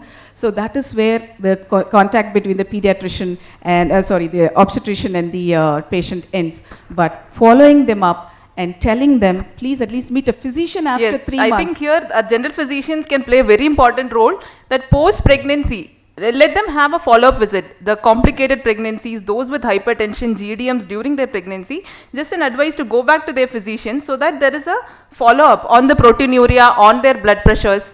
I think that can go along. Physician follow-up. So after 6 weeks, generally what I advise in the clinics is, after 6 weeks, please repeat all the tests, including your hemoglobin. Repeat everything. Just go meet a physician. It's okay. Just a neighboring physician is fine. So follow up with a physician after some point of time. I may not be the right person to follow up after 6 weeks, but just you need a follow-up with a physician. So that is where we need to, insist on the follow-up. And just a follow-up question on this, ma'am. How often or the kidney functions, that is a creatinine and a urine routine, so in periphery especially, in a pregnant woman, what do you think? What percentage of pregnant women would invariably get a creatinine and urine protein during their pregnancy?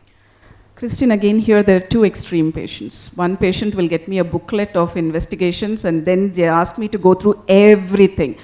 I don't even know what half of the investigations are for. Okay, the other patients, they just come when they are completely pregnant, right? So, but I've never had, preconceptional counseling, if you go with the preconceptional counseling, it's all about hemoglobin, it's about the thyroid, it's about sugars, it's about rubella. Beyond that, we never ever ask for a serum creatinine, a basic test.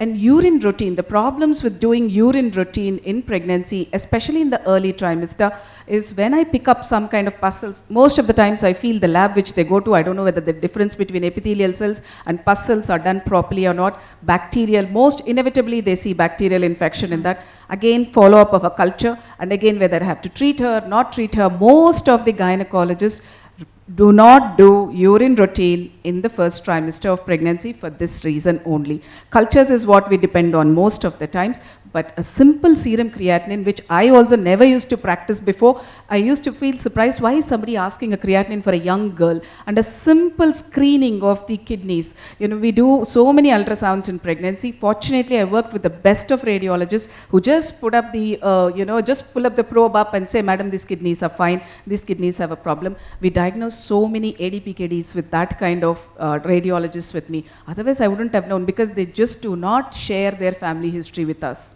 because the husband is sitting next to me. I think again, important role for primary care physicians or those who work with peripheries or patients sometimes in the preconception phase or early on may visit a physician. And also I feel pregnancy is like a mandatory health check for the female. You know, invariably, many would never get a hemoglobin or creatinine done otherwise. But once they are pregnant, this is probably one of the best opportunities to pick up, if at all there is a undiagnosed kidney disease. Moving forward to Dr. Shefalika, talking about gynecological issues we face in our chronic kidney disease patients. Often we see our female patients complaining of menstrual irregularities, heavy bleeding, even when they are on dialysis. We struggle with the hemoglobin, we struggle with EPOs, they would be having continuous menstrual irregularities. So ma'am, if you could shed some light on the hormonal abnormalities and menstrual irregularities in this group of patients. Yeah. So majority of the times CKD leads to a lot of hormonal irregularities. You know, initially to start with, many of them who are on CKD, menorrhagia is a very common thing. And to worsen the picture, they also have anemia, which is contributed by the kidneys. You know, it becomes like a vicious cycle.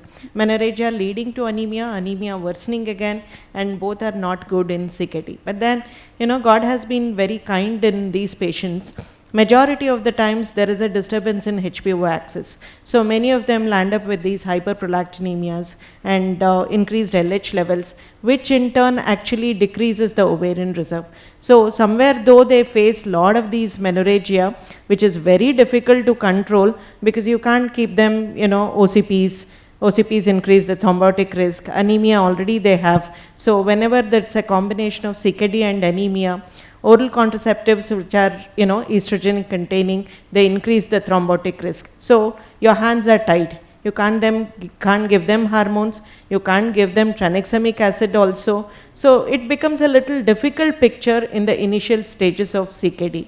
But then, as I said, once they progress in the disease, because of the majority of them have these hormonal imbalances, they go for amenorrhea.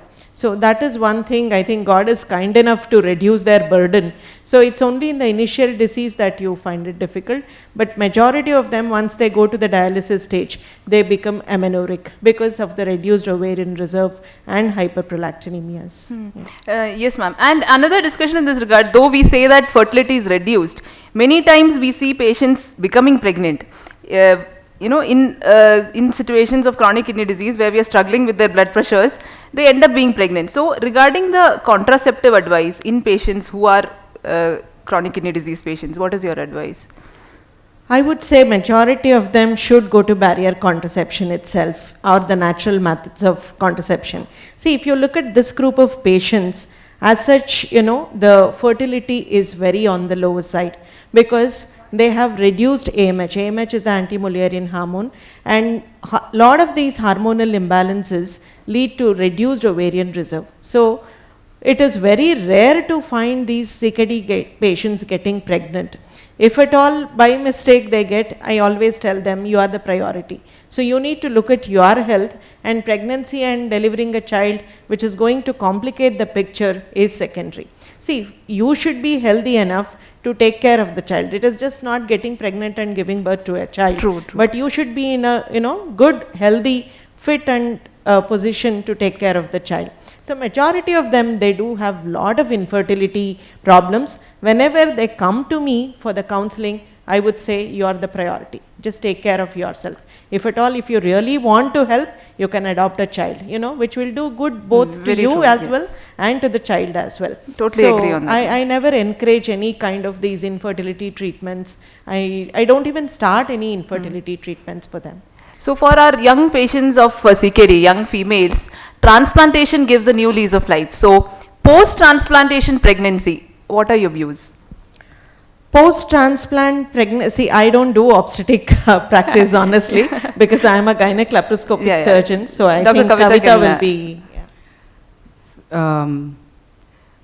I always, be it post-transplant, post-chemotherapy, give the choice to the patient. You don't decide things for the patient. That has been always in my practice.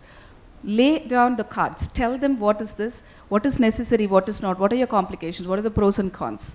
They decide. You don't decide for them. That's been my practice for all these 25 years, and it has always worked wonders. So after 1 year of transplant, give them the choice. It's, of course, Dr. Sundar is here, so he's going to take care of my patients. I'm just going to hand over my patient to them. All I'm going to do is the obstetric type. A teamwork. First, if you have a team in place, like how you guys have a tumor board meeting, I always prefer teamwork in obstetrics. If you have a team who's going to take care of it, I call it maternal medicine. So maternal medicine is something which we have to practice. If I don't give a ray of hope for a patient who's just gone through a transplant or a patient who went through a chemotherapy, they have the right to have their own children. So we have to give them the choice. I would never say no. Very strong point there by Dr. Kavita. I totally agree. We should sit down together as a team. So it's never an obstetrician says something and a nephrologist says something, the cardiologist says something. So a transplant patient especially, she has multiple comorbidities. So there are comorbidities, but again, as a woman, if conceiving is such an important aspect of her life, we all should sit down together 1 year post-transplant with stable graft function. I think it is not impossible, and when there is a good team, always with the family in picture, talking to every stakeholder, it should be planned. Moving forward, another important aspect of pregnancy and kidney, pregnancy-related acute kidney injury. So it can happen at various stages of gestation, and I would like to recollect a patient whom I had seen during my residency, during my training. So she was a young female in her mid-30s with 3 children, pregnant with her 4th child, uneventful antenatal period, delivered in a peripheral center, went into atonic PPH, blood profusely went into hypotension, multiple blood transfusions, oligoanuric, landed up in dialysis dependent state. So these are devastating conditions, and this is one end of the spectrum, and of course there are milder forms of AKI happening in the first trimester, second trimester, which can recover, and these are very important complications of pregnancy, which I say could have prolonged effects on renal, cardiac, neurological, neurocognitive effect, and multiple studies have shown that this can have long-standing impact on multiple organ systems. So, Dr. Kavita, regarding pregnancy-related AKI, what is the prevalence you see among your practice? Fortunately, very less, Kristen, but as simple a problem as hyperemesis, it may be simple for us, but it is very complicated for the patient. Hyperemesis gravidarum, severe pregnancy vomiting. There are simple medications that can treat them, and as simple as IV fluids are not given to these patients, serum electrolytes are not done. Even we just go to the ketone, and patient has got ketonuria. That's the end of it. We just don't try to treat the patient.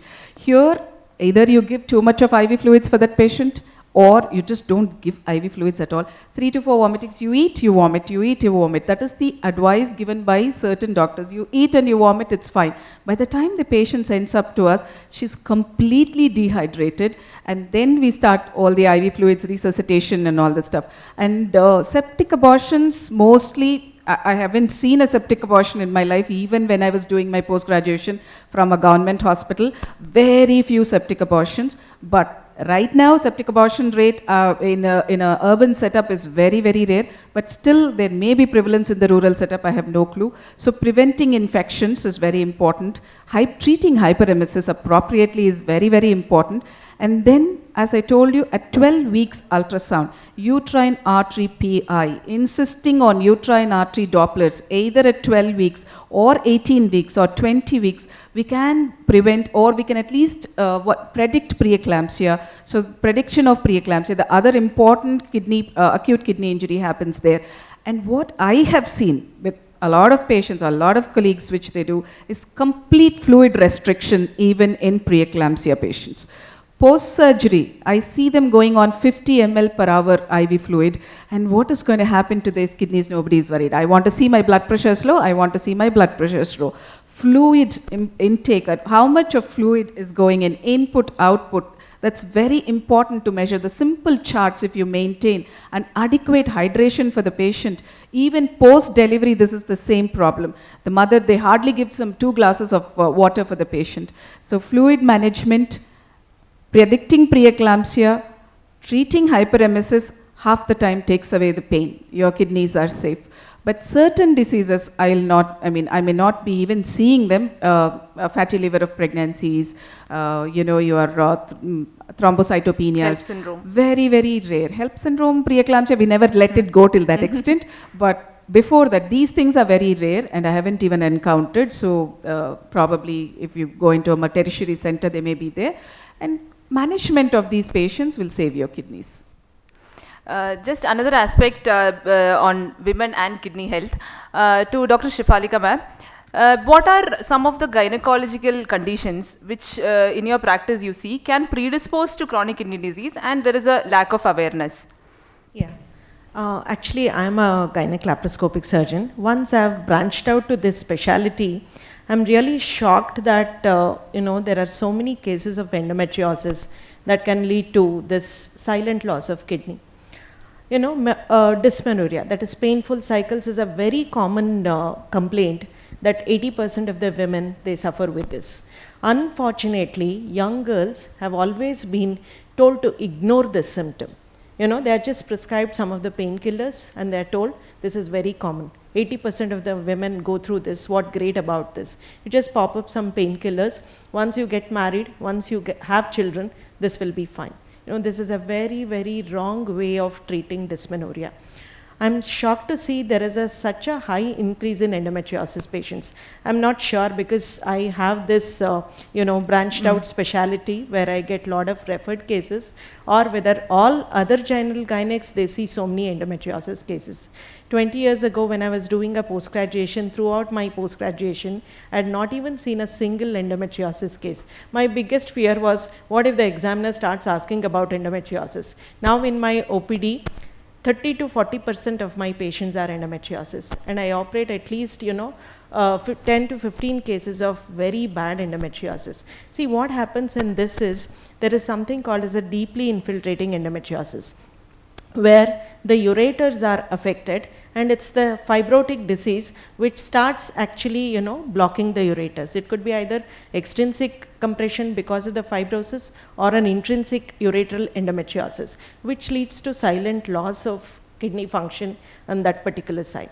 And unfortunately, if you don't do an ultrasound for a dysmenorrhea or a painful cycle, you never pick it up because the patient keeps complaining of only the painful cycles. Since the other kidney is functioning well, even when you do a serum creatinine, you will never get to know that the kidney is, the patient is losing the kidney. Only when you do an ultrasound and only when you have an eye that it can cause a silent loss of kidney function, you will pick it up. So one sincere request is, whenever young girls or women come with severe painful cycles that is making them take painkillers, one simple thing that all of us can do is a simple ultrasound abdomen and pelvis, which can always pick up hydroureteral nephrosis, and if picked up early and treated surgically, there is absolutely no medical management for this. I've seen people getting medical management for years together.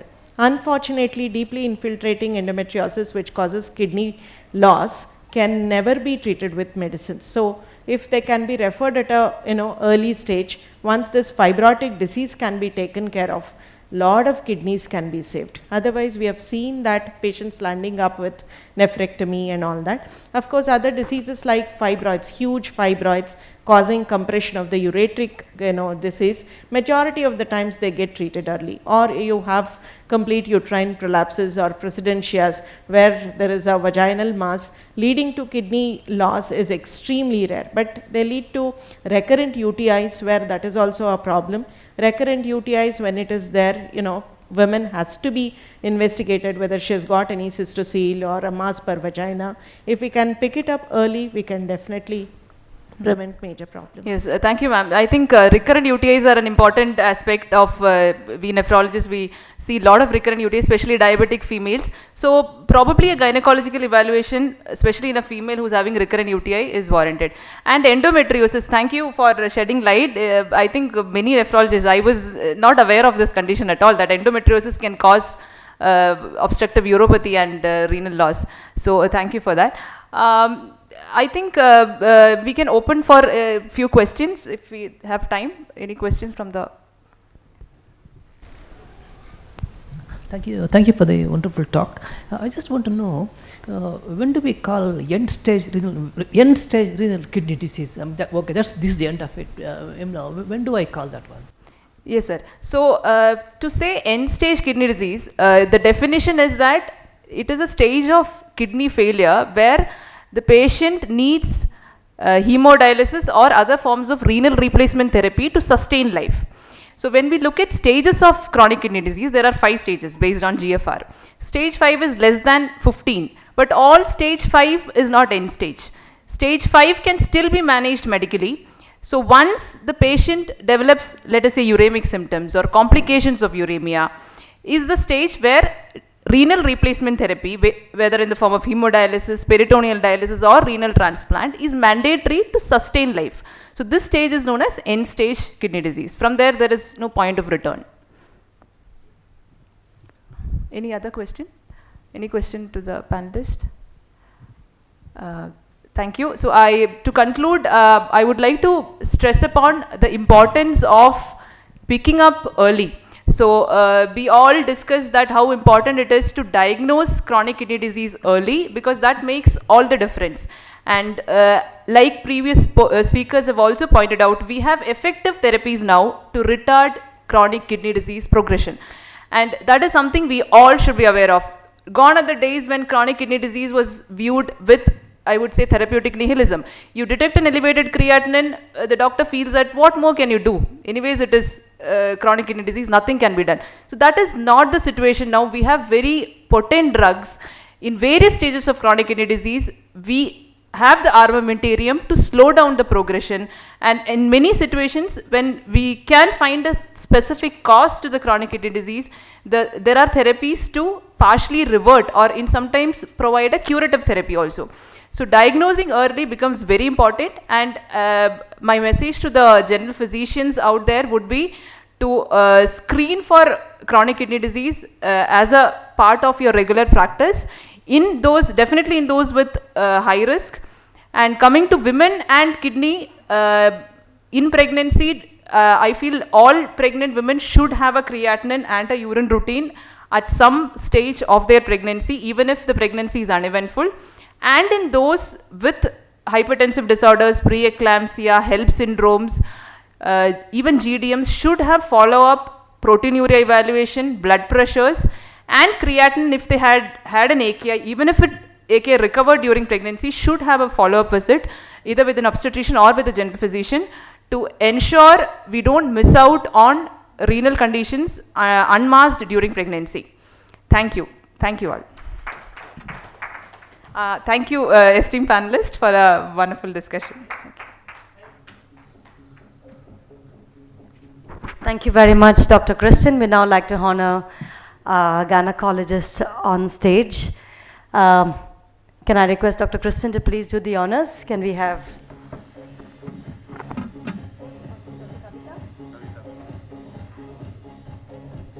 Please give it up for Dr. Kavita.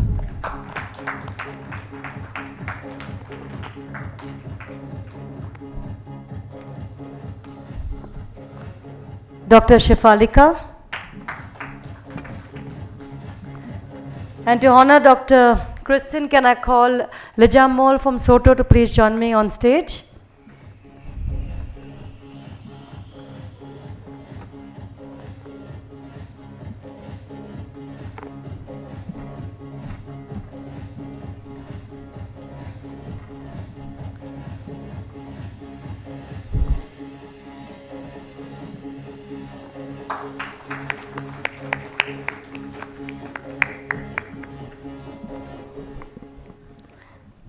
Thank you so much, Dr. Christian, once again.